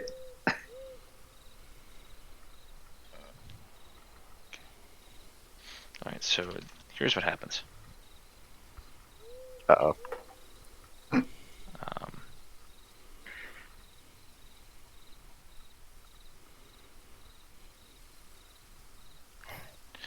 So you hear near the end of this conversation the leathery flapping of wings.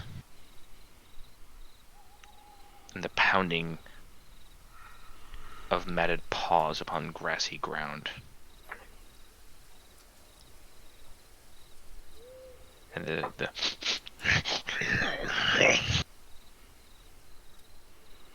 they're close, fresh. As I hear, I'd like to cast as I hear light. that, can I use? Oh, I was going to do the opposite thing. Can I use thaumaturgy to dim the fire? Well, I'm not too experienced in the combat. Well, all right. I'm sorry. So you're dimming the light at the same time? I was dimming the fire. I guess at the same time that he cast light. It's a Okay, very normal fire.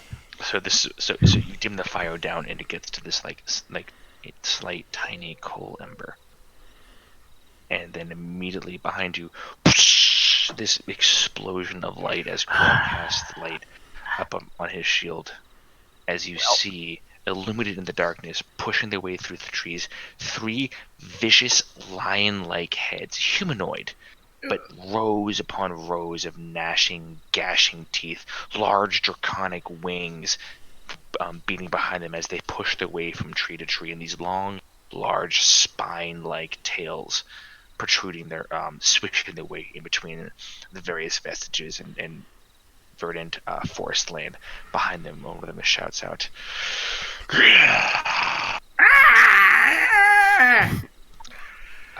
roll initiative.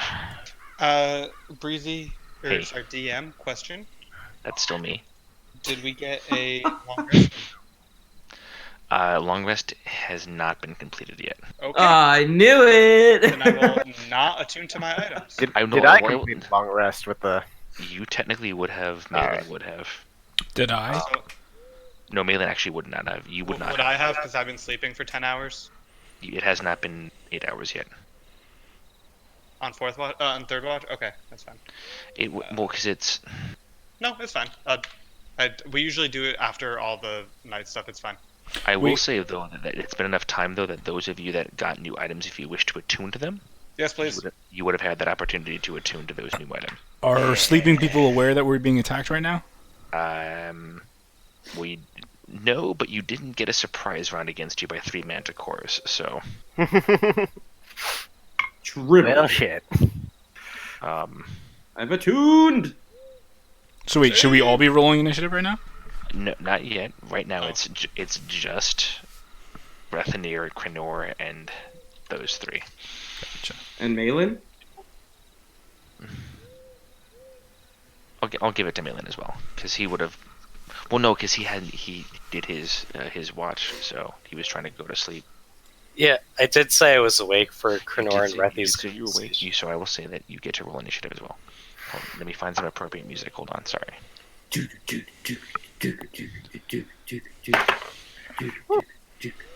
I'm rolling well tonight. 19. 10.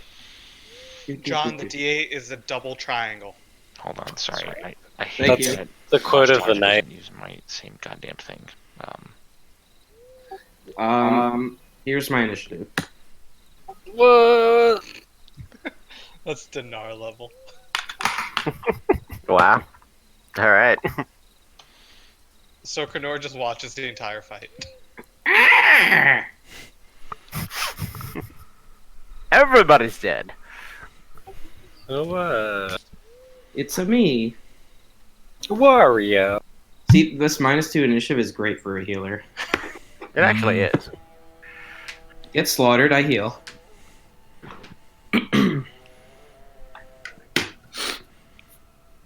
Not unless you get slaughtered. All right, Malin got That never happened. I got 10. I mean, historically. Krenor got. What did you get? 0. 0. All right. Shit, where's my charger? I have no idea. Bethany, what'd you get? 19. All right, and then. Oh, there it is. Manticores. Manta whore. They rolled shit. Can't be below me. They can. It could. Natural 1 -2, John, -1. That means they go first. It Is wraps. that how that works?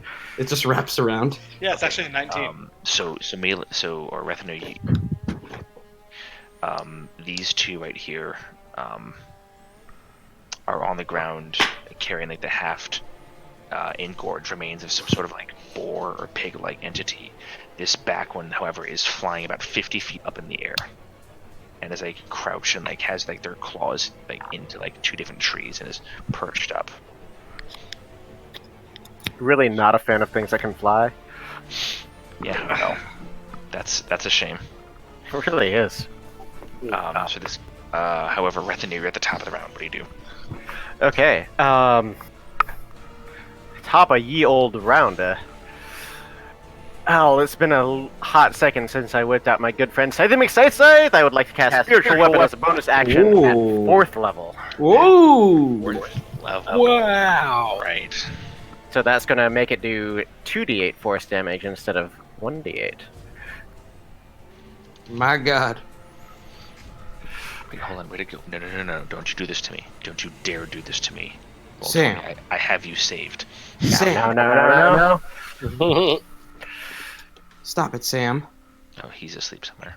Meow, meow. No, at least he got a long rest. There. Okay, there it is. I was worried for a second. Right, I put it right next to you. Thank you. But I will summon it 60 feet away from me. Right. Yeah, up in the face of that bitch. All right. You have the ability to move it now, so go for it. No, I can summon it 60 feet away, so I'm going to summon it right in its face. Blim. Like, Blim has the ability to move it. So that's what I meant. Like, I can't move it, but that's okay. Yes, you can. Like, if you. I still can't click on it, but that's okay. I'm gonna smack it. Roll 20, doing roll 20 things! Now you should be able to. All right, go for it. Roll the attack. Okay, now I can. Nice.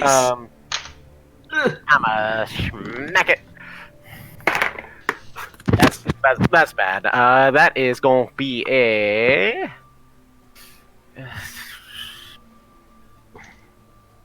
Sorry, one sec. That's only a 13. 13 misses. All right, it's a little rusty. Haven't used it in a while. But then I will move 30 feet forward, and just and as I do, shout to the party, "More company!" All right, so you shout out, "More company!" I'm assuming you shout it. Yeah, I shout it, but in a ruddy way. Right. Really? Okay. So after this round, we'll be able to get the rest of you into it. As Melee takes stupid fucking. That's a shame that you're doing that because it's your turn, buddy. Lightning bolt. Okay, great. Against whom and from where?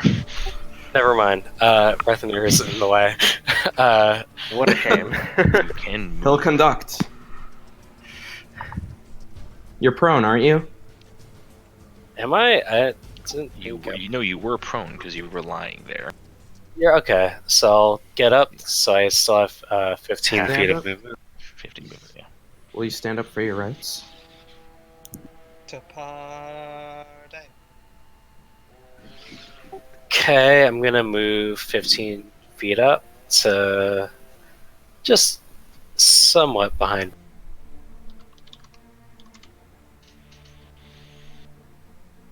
And I'm gonna fireball those.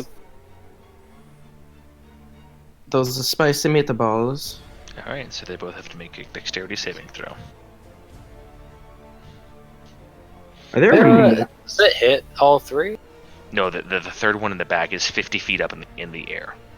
Oh, shit. he's 50 feet in the air. Okay. Yeah, Okay, so yeah. So the front two are like feasting on like a bunch of like boars that they brought with them. Oh. The back one is like has been like keeping watch, and he's so he is or it I shouldn't say he, it is out of range of your fireball. Okay. So Dex 18 save. All right, so that's it's a 21 for the bottom one, and a 13 for the top one. So bottom one succeeds, takes half damage. Top one takes full damage.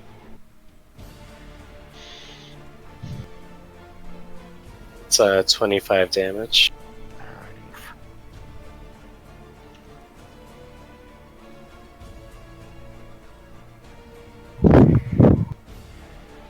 Alrighty. So this fireball explodes. It incinerates whatever boar these creatures were eating. One at the top that Rethner tried to hit with his spiritual weapon just kind of some of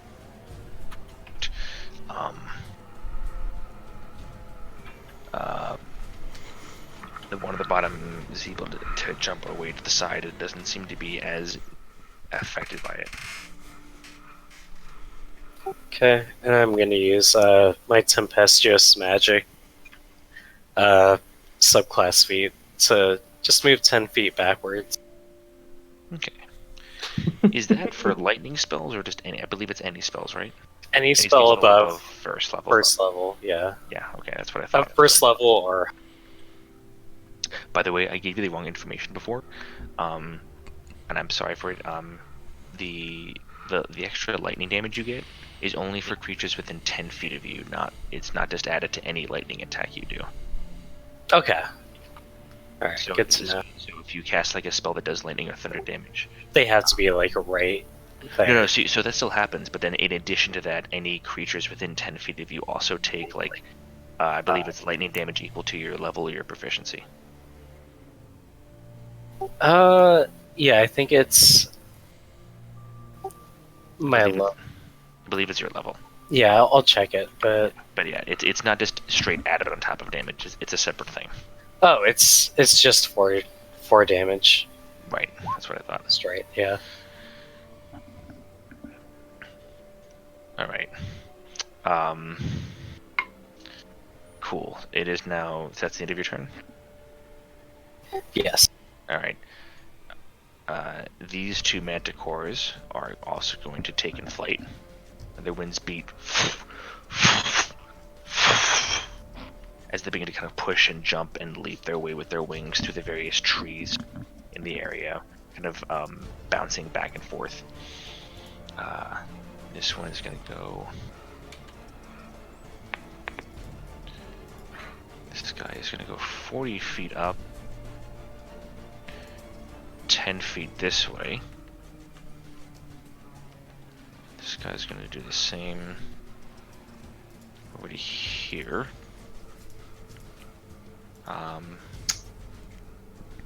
And each of them is going to make 3 tail spike attacks against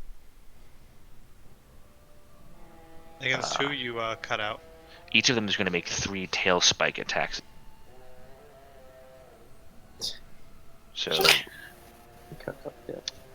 Against who? Sorry, that last part. hello. No, you're fine. Yeah. We hear the Can tail hear you spike, it's except for the everything part where you tell us after. they're hitting. Okay, so it's 3 attacks against each of the awake. Okay. Okay. So Rethanir, you're up first. First one is a 15. Misses. Second one is an 8, Still misses. and the third one is a 16.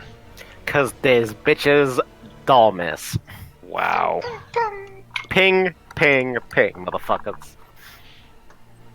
All right. All right. So the second 3 are going to be against you, Malin. 21, 22, 23. Yes. Kill me, please. Witness me. That's 16 for the first.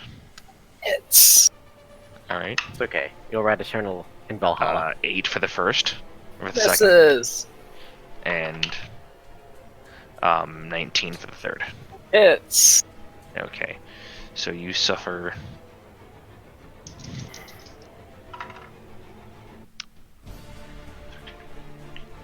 You suffer 18 points of piercing damage from the 2 hits. Whoa.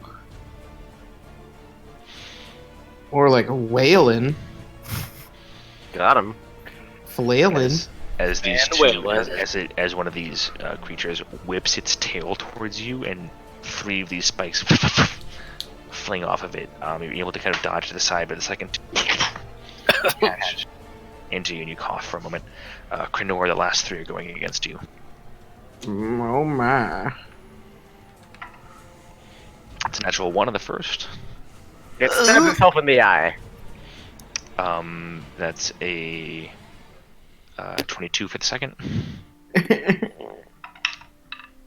Oh, and only a 14 third. Nope. All right, so you only suffer 10 points of piercing damage. Go.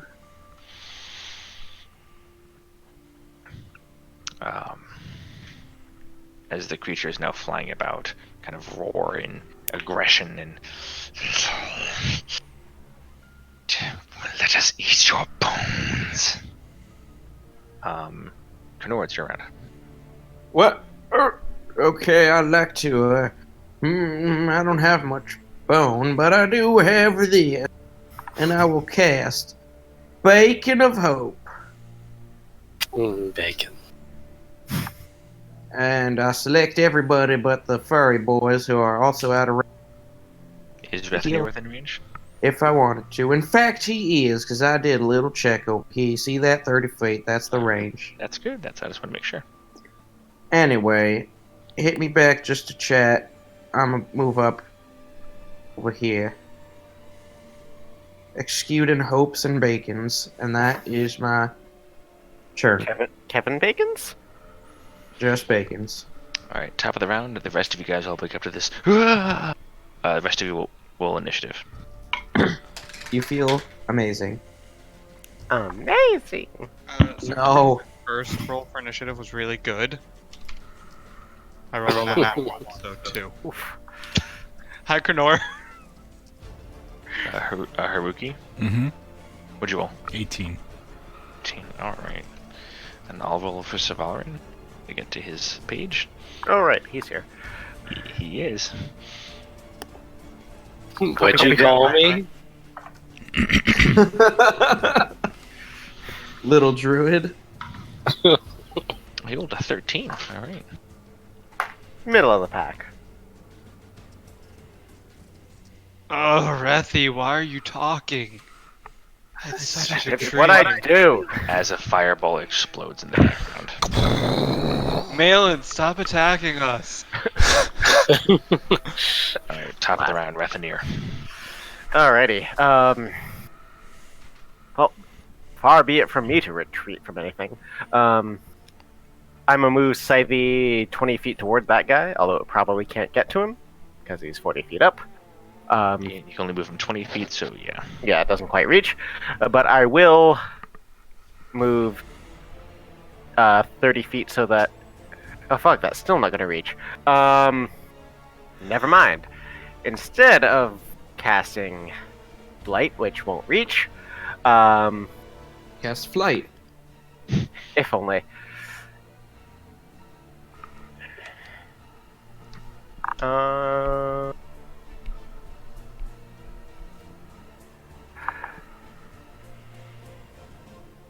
Alright, this might get complicated. But I'm gonna move here. So I'm gonna move right here. Mm-hmm. And if I can grab myself. And then I'm gonna try out fucking Cloud Kill, casting it centered on that guy. What is that? Okay. It has a range of alright. 120 feet and a 20-foot radius. So I cast it... actually cast it a little bit above it. So it's centered maybe like 60 feet up, so it still catches it. With the intent that as it moves away from me, it'll drift down towards that one. So. Okay, alright. What the fuck is this? I've never heard of it. Cloud Kill, no, it's a interesting spell. It is a highly complicated spell mechanically. I'm assuming it is not a cleric spell, but instead a domain spell. It is a death domain cleric spell. Yeah. Don't kill But the I've never dog. used it, so seemed fun. Yeah. There's a circle. There's a 20-foot radius circle. It's gonna hit Dinar some. Boom. And that's See, but if you cast gust, you could get rid of it. but I Right? don't. Okay, so this is this is it's gonna have to make its con save now, as opposed to on its turn. But it does not gonna make it because it's at the start of a turn, not its turn. Okay.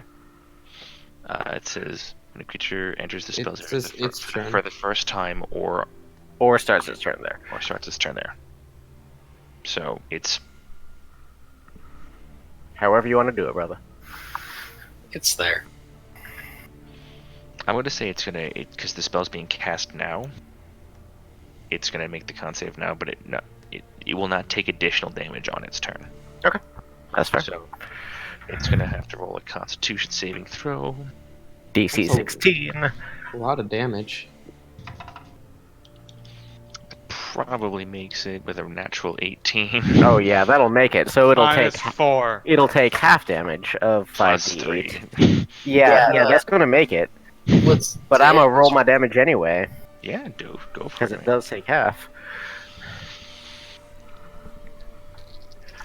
Nightmares of the past. And intriguingly, it is also heavily obscured, so the creature is technically blinded while it's in it. Ranged attacks against it would also have disadvantage. That's 10, 20, 24 halved, so 12 poison damage. 12 points, okay. I don't. Oh, okay. Yeah.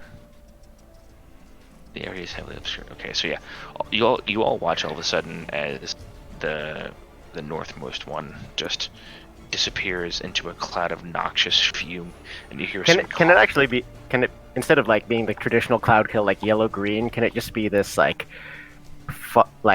deep gray, like light gray fog that occasionally has like little skulls that swirl around in it? Yeah, absolutely. Okay, it's that. So and you watch as one of the skulls like passes through like the heavily rips some of the life force from it as Haruki, your turn.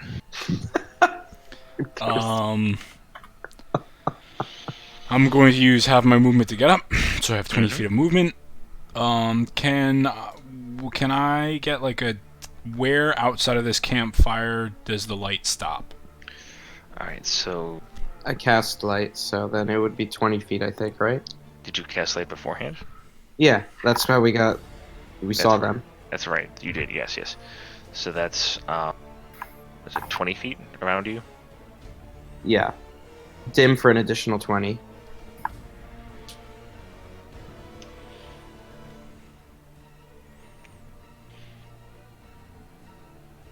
Alright, so right now, Haruki, the inner circle is bright light, the outer circle is dim light. I don't see it. God You're on damn the it, achievement roll layer 20. again. No, I'm not. Oh. On the token layer, I put on an aura on. I see it. Might just want to draw the circle instead of using the aura. Oh, it looks cool, though. It Yeah, does, the but auras. only 3 of us can see it. Yeah, the tokens I see are Rethi and me, and that's it. What? Yeah, I see me, Classic Tanar, Roll20. and Okay, I don't actually know how to draw in a circle, so. Oh. I can put a circle where you want if you indicate the center. I think Me. The center is Krenor. The centermost hold?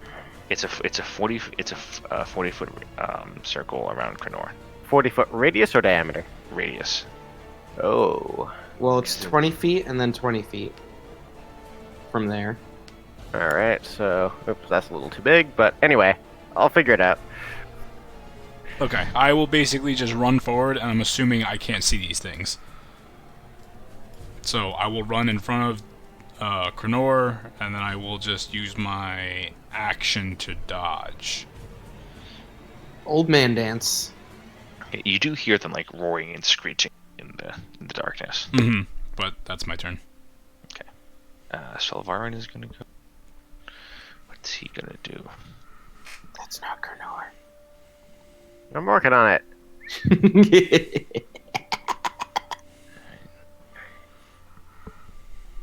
So it's 20-foot radius and then 40-foot radius? Yes, Alright. Oh, why can't I make this bigger? that's what she said. Right? Um. Yeah, Roll 20 is so janky. Here, Blum, Yeah. does this help? No. Wait, you can see them. Oh no, they're 40 feet up. Wait, you can make dots? So he's gonna run over to here. What is happening? Whoa. Donar, stop. And- Dinar. Sorry. How did you do- Blum, do you want me to make an 80-foot line? Will that help you with your circle? No, I just can't select the circle. That's the wrong size. Whatever. Move on. So he attempts to cast Thorn Whip up at the creature, but it's well far out of range because he hasn't updated his spell list. Oops. That's the only range spell he has right now, so doesn't do a whole lot. Keck. Malin. Yes, so I'm gonna move 30 feet.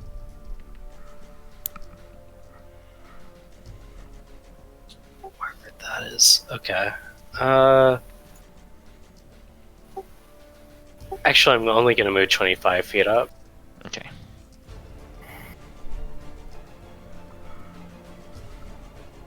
Okay. I am going to cast Fireball, which has a distance of 60 feet. Mm-hmm. I should be able to reach the guy that's 50 feet up. That fireball had a range of 150. It has a radius of 20 feet, so it's a 40-foot diameter. But it has a range of 150, right? No, yeah, no, you definitely if you're. Oh, shit. Oh, wow. I you're- thought that you're was 60. No, Oh, you're definitely okay. Can't hit him from where Well, you were. Shit. Okay. Well, I did what I did. Shit. And I should be able to. No, I wouldn't hit the other. No, I would not. But you know, I want. That guy is pissing me off, so I'm gonna fireball him. And You're pissing me off. The backmost guy? Wouldn't they The- hit both? No, because the guy in the back is 50 feet up. Yeah, but they're Yeah. they're 20 but feet they're apart. also like. Oh no, wait, yeah. you're right. Never mind. Sorry. There's like 3 Dimension. again. Yep, Three yep, dimensions. you're right. Pythagoras. No. Hey, Okay, we're so closer. so the furthest back one, he has to make a dexterity saving throw. Yeah, 18.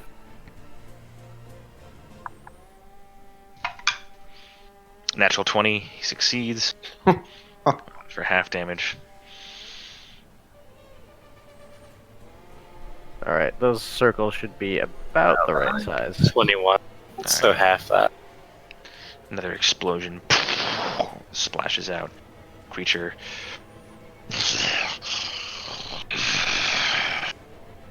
Anything else we should do in your turn? Yep, moving 10 feet back. Alrighty. It is now their turn. Okay. This one is going to swoop down right in front of you, Rethanir, and kind of lands. Bring my shield up. It already took the damage from Cloud Kill, so it does not take a damage again. Yep. It is no longer in the ground and is going to make its 3 multi-attacks. One with its bite and 2 with its claws against you. Alrighty. Oh, great. So the bite is a 17. Misses. Damn, look at you. Oh god, what is that? What's it? 20 on the first claw. 20 hits. And a 7. Felicia. The one claw attack does hit. Sorry, so you only suffer 5 points of slashing damage. Wow. I just scowl at it. No, guys, that was a lot. Alright, this other one. I like to think his bite just kind of clamps down on the shield, and I shove his head back. Kind of a...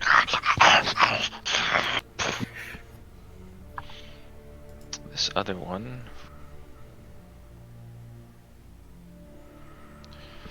is just barely able to make it to Malin. Oh. That one. And He has an Well. AC of 13. Spell shield. And he just left. Yeah, he said He in the dies. It's very sad. All right. Well, this guy over here is going to fly 50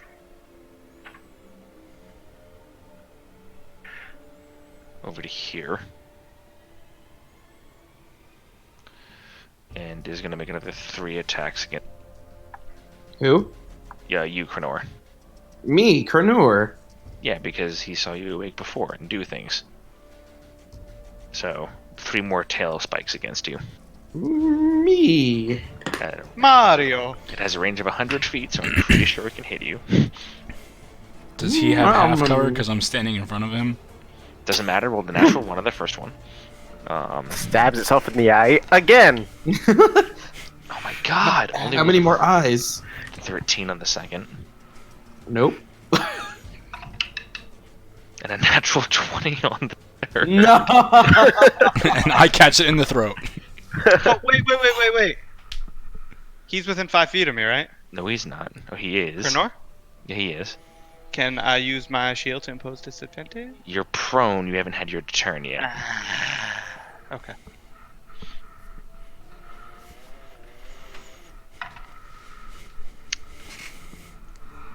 Alright, so you suffer 15 points of piercing damage.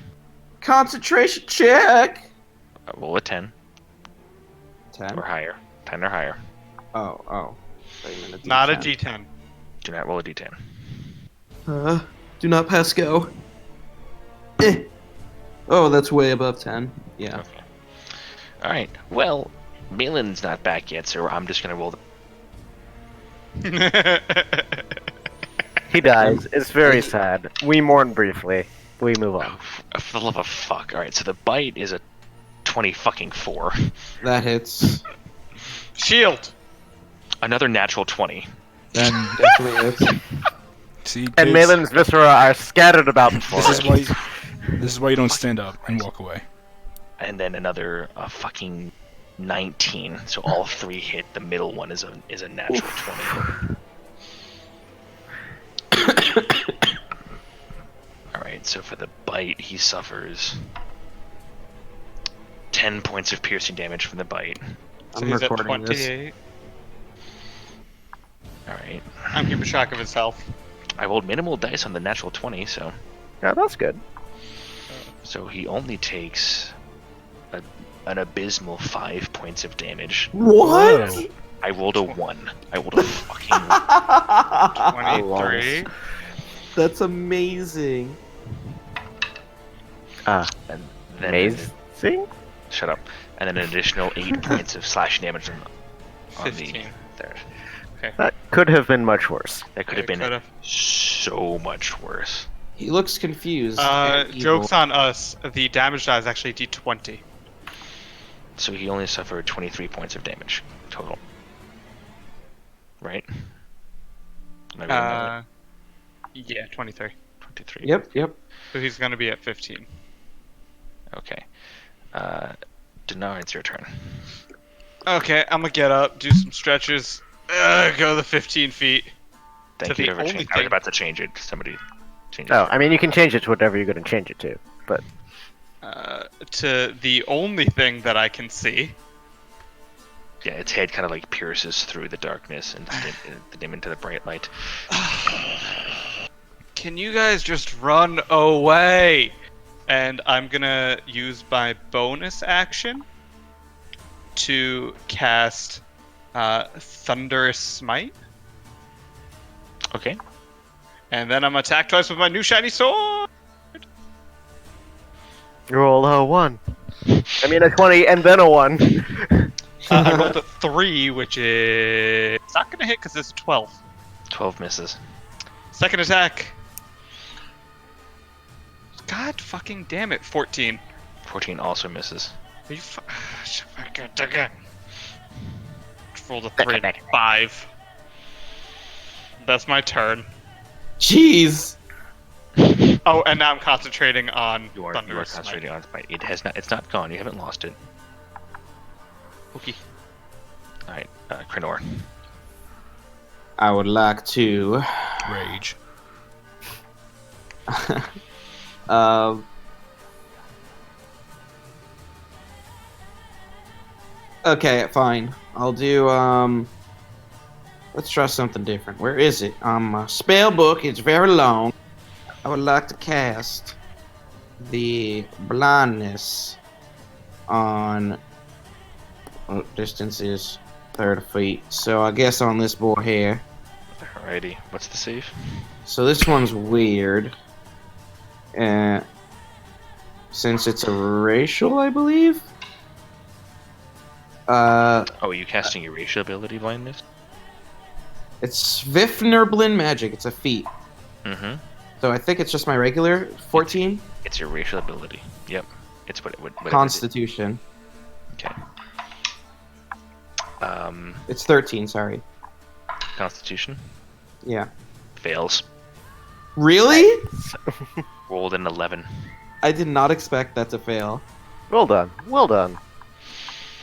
Meh. Alright, so this guy was It's all those tail spines through the eyes, really. Alrighty, Rethanir. Alrighty. So at the start of your turn, this moves 10 feet 10 feet in an unhelpful direction. this way and continues. I just moved And it, it also sinks down to the ground. It does. So now I don't know how far it sinks, but if you want it to just be on the ground now, that's fine. it is now encompassing the beginnings of the boar carcasses they were consuming. And Alrighty. And it's doing all sorts of terrible things to them.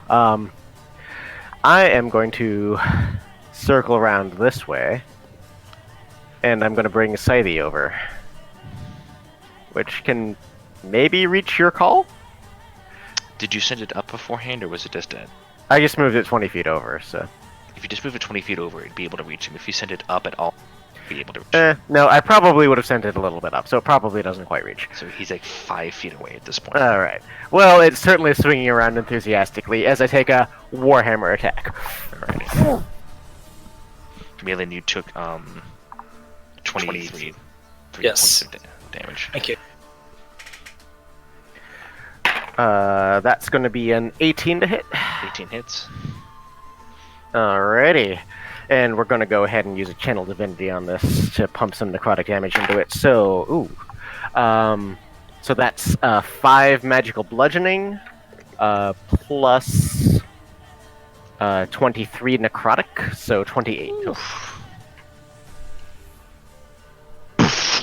You watch as a bunch of the hammer hits the side, and a bunch of the skin around its ribs and shoulder muscles begins to immediately just like slough, become like thin and dry, and just kind of start to crack as there's this burst of energy across its side. Not looking great. Alright. That's my turn. Haruki. Scythe's just hanging out. Sad. Hey! Well, I'm gonna do what I do best, and I'm gonna run up to this blind boy, and I'm gonna attack him twice. Okay. Advantage! Roll a nat 20. Roll a nat 20. That tower. Damn straight, my guy. Hold on, give me a sec. I have to do things with my brain. Samurai! 24 to hit. 24 hits. And then I'll roll the other attack real quick. The fucking tower.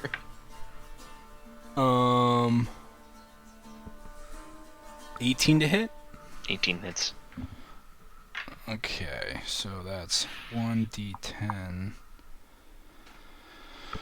1d10 plus 5 and 1d6 necrotic. 5, 6, 7, 8, 9, 10. So 10 on the first. 3 of that 10 is necrotic.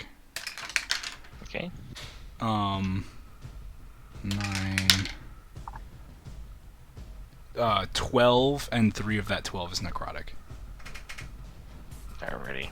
So you slice in, and each time there's this burst from the necklace around you that travels down, bursts into the creature itself with both strikes. This kind of, and there's this as it makes its way across the creature, and you see these two not healing gashes across the side.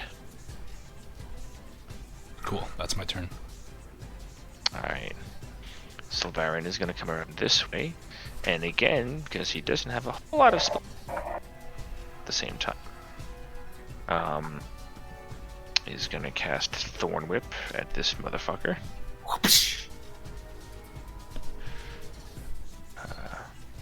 He's on the ground though. Well, yeah, that's what he is. Yeah, but he's a druid. He's staying back. He's not going to get him hit things. That's why he's attacking the guy that everyone else is attacking. Classic druid. However, with a roll of the 16 or 15 does not hit. As another slams his staff, and another thorny vine shoots out and hits nothing. Actually, no, it does actually make contact with the creature, but it kind of ducks to the side and kind of just barely grazes across him. Malin, it's your turn. Okay.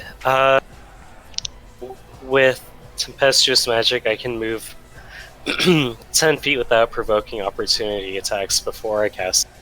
Is it before? I thought you had to cast the spell, or you have to cast a spell, I believe. I am going to cast a spell, and it's before or after I cast the spell.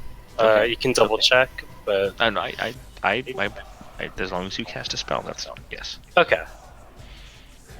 Let me look at this map. Look at these maps. I'm gonna move 10 feet up to the edge of this yellow circle. Mm-hmm.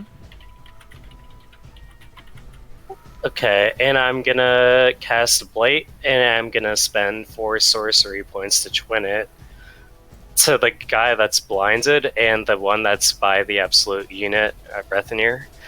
Okay. So that's a con 18 save for the both of them. Okay, that just makes it to the one up by Rethenir. The guy that is blinded is going to make his save first.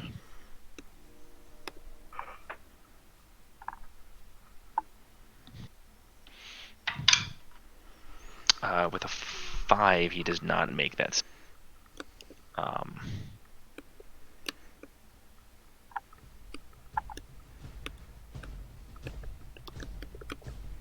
then, where's my dice? And then the guy up top. The natural one also does not make it. Ooh! My god. Kill them plant-based enemies. They are not plant-based. Oh my god. They are now. Are you sure? As a DM, you could be wrong. You could be, but he's not. You remember that whole who the gods pray to? They pray to Breezy. Yes, 33. 33. Whew.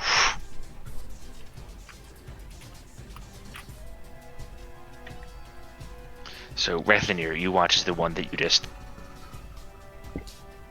Your channel divinity, the necrotic energy of the great judge making its way through there. It hits a point where all of a sudden you see the ripples turn back, and this intensely arcanely glowing green energy rips its way through the other side, ripping at the very life force. You see the entire creature go from this like virulent, muscular, angry creature to this hollowed bone, barely like not eviscerated, but like emasculated form as it is looking rough. One health, boys. Most of its life force was just ripped from it. Was that the one in front of Breathy? The one in front of Rethi. Okay. I move. I run my 30 feet back to. I assume that's a campfire. The glowing. Yes. As I as I yell, well. As you yell, what you cut out? Oh, balance. Okay. Oh The my one in front God. of you, Haruki and Dinar, it looks hurt, but not nearly as much as the one to the north. The one still up in the air is looking pretty okay. Hello. I can't even see that guy.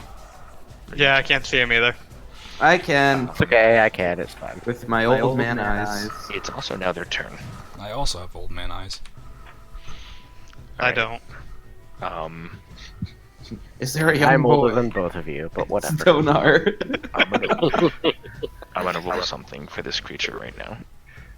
I told him to run away. Well, the natural one. Whew. Gripped It with runs. fear. Gripped with fear. The creature and takes off into the night sky, flying away from you. You get an attack of opportunity on it. Ooh, Which I one? would like to take that attack of opportunity. Not used reaction, so go for it. Alrighty. I could use Warcaster for a spell, but I'm gonna just smack it. You don't- what do you That use? is a 19. 19 hits.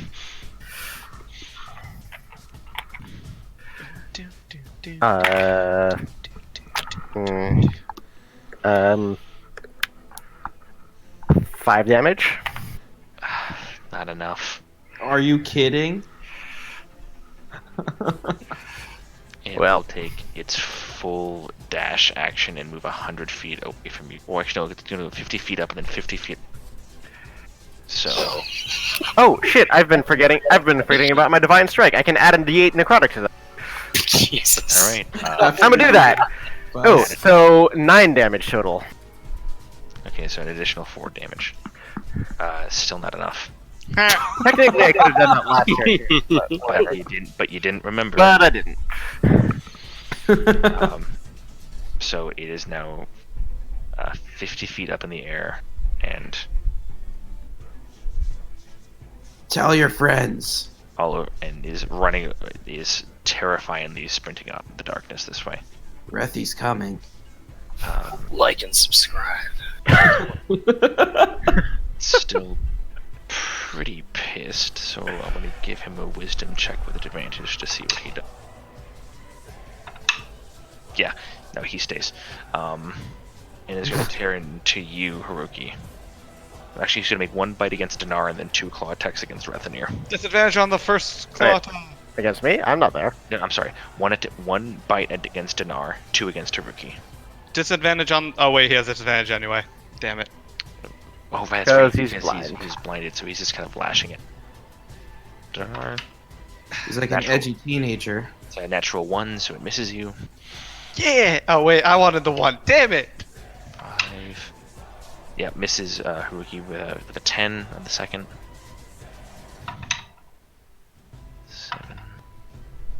7 plus 12. No, I don't believe that hits you. no, misses. So it just kind of lashes out.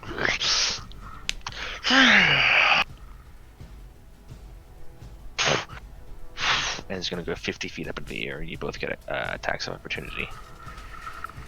Are you fucking kidding me right now? No, 11. no, I'm not.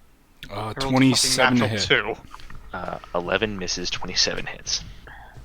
We're bringing back2. Donut. Oh wait, we get advantage, don't we? Yes. No, well, It is blind. Yes, there's advantage. On roll attack again. rolls. Roll again. That went on my. I missed again. It wasn't. It wasn't a Classic natural 20. donut. 5, 6, 7, 8, 9. 9 points total damage, 2 points necrotic, and Sentinel. He doesn't move. Okay. Sentinel. So he begin to flap his wings up, and you again. This is another monstrosity that you have never encountered before. It's like vaguely humanoid lion-esque head with 3 lines of teeth is barely poking through the darkness for you to be able to see. And as it comes up, steeled with the urge to fight and protect your friends, you jam your sword up into its mouth, catching it, kind of piercing a little bit up through the cheek, as it kind of, and you with a furious flick, you bring it back down. The creature like shudders for a second and lands back on the ground. You stay. And that's my turn. So Nice. that it is. That's your reaction. So you use your reaction. Yes. It is not 50 feet up in the ground. It is still on the ground. Dinar, it's your turn. 2 attacks. Boy. Okay. With advantage. And you do first still roll have was- to find out. I didn't. I Have can't- you? The first roll was a 4, but advantage 24 on the second attack. 24 hits It needs to make a strength save. against the smite. Yeah. I don't believe Okay. it makes it with an 11. So yeah, it Like, fails. So so it gets many. it gets pushed 10 feet away and knocked prone, Alrighty. and it takes Haruki, you've already used a reaction, so you don't get another attack of opportunity. Mhm. it takes 5, 10, 16 plus 5, 21 points of damage. Do I need to separate that into thunder and slashing? You do not. Okay. Does anything affect Haruki? No, is it it just just makes a really loud noise. Okay, so Haruki, you watch as Dinar the first strike for, and it's as it slams into this creature, there's a splitting explosion of thunder. As the creature from this terrible energy is pushed back about 10 feet and lands on the ground, kind of scrambling on all these giant clawed paws.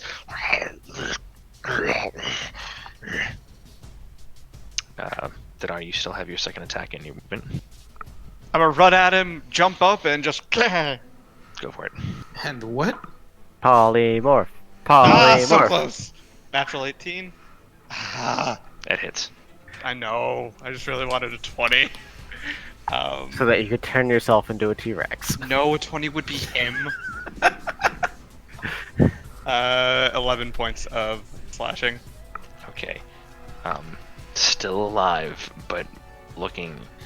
As you slam down, pierce through the flank of the creature, and you feel it like go through one side out the other, hit on the ground. And you pull it back out, and there's this giant gout of blood as the creature roars out in immense pain.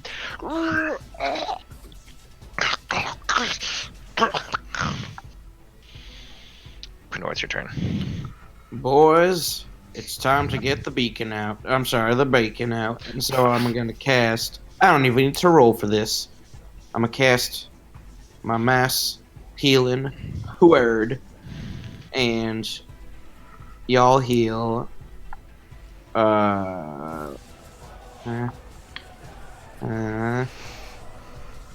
11. Thank you. I think Rethnir is. It's 30-foot range, right? 60. 60-foot range? Mass healing word. Thank you. Y'all get 11. I get 3, 4, 5.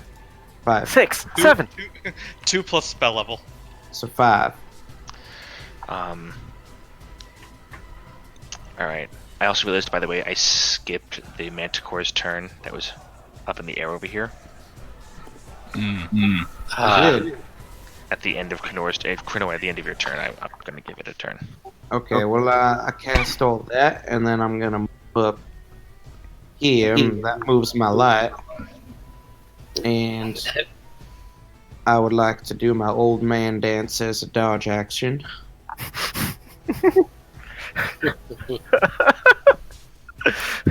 And what a dance it is.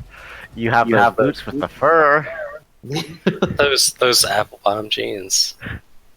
Mass healing word is a bonus action? Yeah. Yeah. Oh wow. Healing word's great. Yeah, it's No, pretty but I awesome. didn't realize mass healing word was one too. Hashtag Yeah. heal life.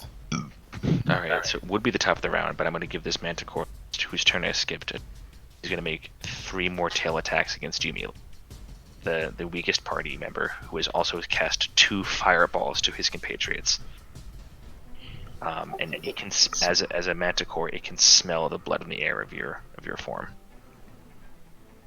Alright, come at me, bro. I healed you. I mean, you did your best. Well, not That's exactly. not true, he didn't. I You didn't. did. But he the did least- something. You did the least you could do. The first is a 14. Yeah, it hits. Oh. The second is a 7. Misses. There you go. And then the third is a 10. Misses. Oh, you're good. You can't So- hit for 15. Or wait, you got plus 11. You're fine. So Yeah. he hits you for 8 points of piercing damage. Net gain. That's a net gain. Yeah, he gave me health. It's true. He is going to fly. Seeing everyone else is going to fly.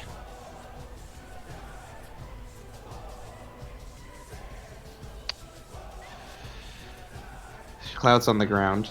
Yes. I'll fly 50 feet over here. And roars out, "There's easier prey. Come with me." Rethnir, it's your turn. Alrighty. So this guy's on the ground, yeah? Correct. So I'm gonna use my bonus action to send at the ground level now, Sadie, over to that and attack it. Absolutely. Here goes that boy. It's prone and blinded, so I'm gonna take all that advantage. You definitely get advantage. That's gonna be a 20 non-natural to hit. 20 hits. All right, so How do you want to do this? It takes at least 1 force damage as Sadie kind of like swings around, and then in like an upswing, the blade just kind of up through its chin. Okay. It kind of is trying to like push up and doesn't really hear, doesn't know what's going on.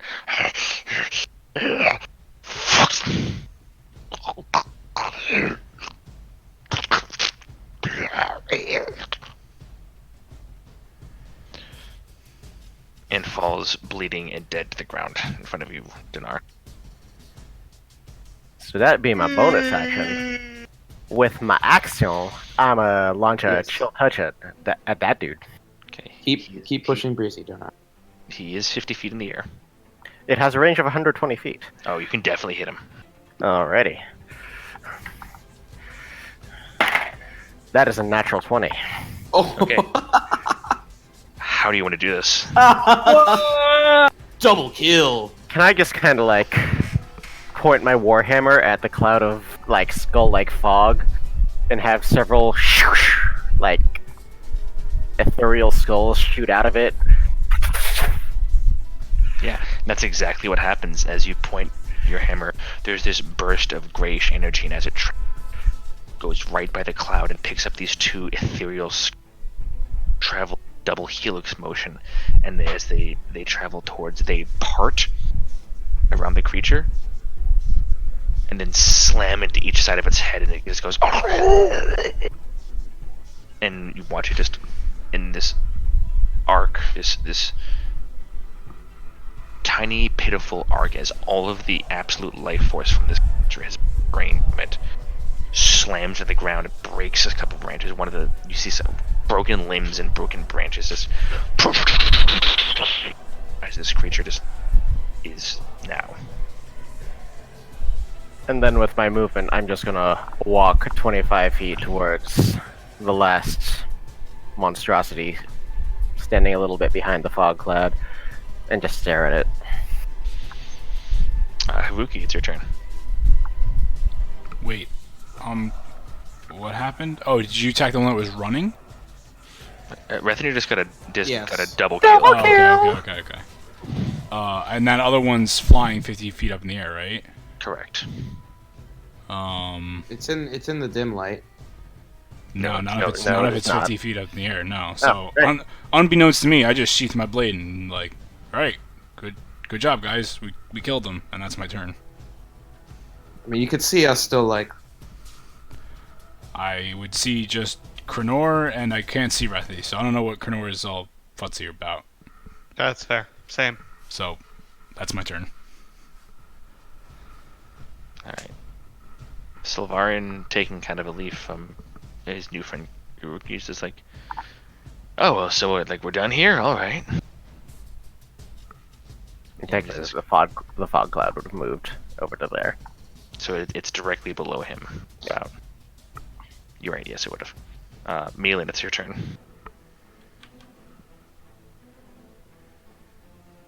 Yes, it's my turn. I'm gonna move 30 feet. And I am going to.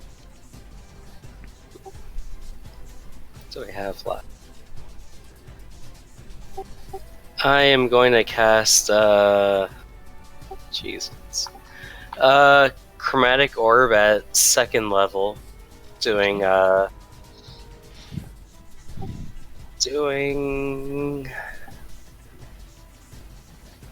You know, I'm gonna do acid damage. Why not? Alrighty. So that's it's a hit. So make a ranged spell attack. Cast Microsoft notification at a 5th. I literally can't even see my chat to type because my ex is messaging me. Of course.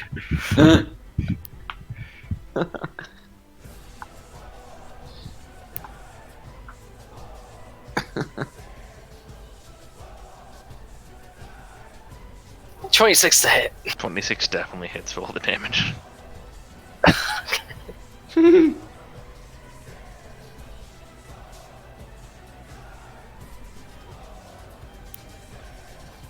$26 damage. Holy fuck! Oh, triple Well, A. shit. Damn. Wow.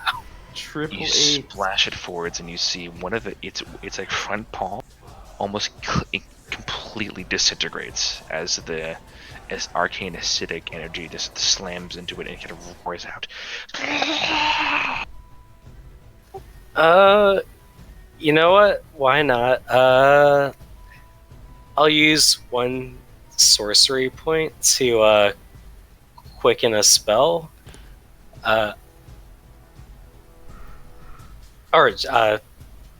Wait. Can I quicken a cantrip? I guess. No, you quicken the spell that you just cast. Yeah, Okay. You get a bonus action. You use it on the spell that you cast, not. Okay, then. Alright, then that's my turn then. Okay. It is now the Manticore's turn. No. And looking at its ruined front paw, looking at its 2 dead compatriots, and the relative healthy status of the party.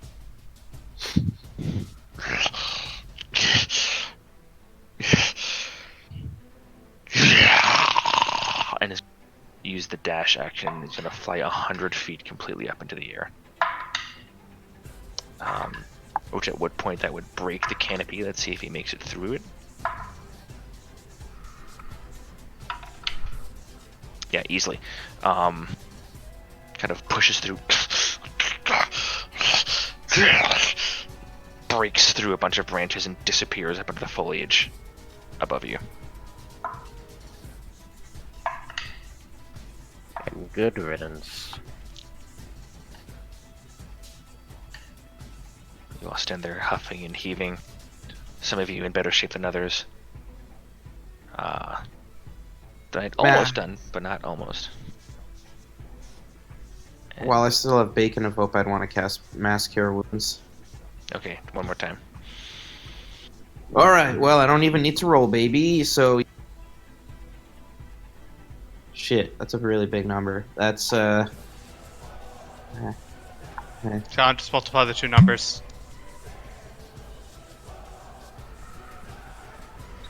33 health. Woof! I'll take 0. Same. You all heal 33 health. I'm also at full health, but thanks.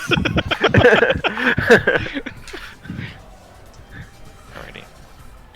And it is with that we will call it a night, folks. Yay. Alright. Dank.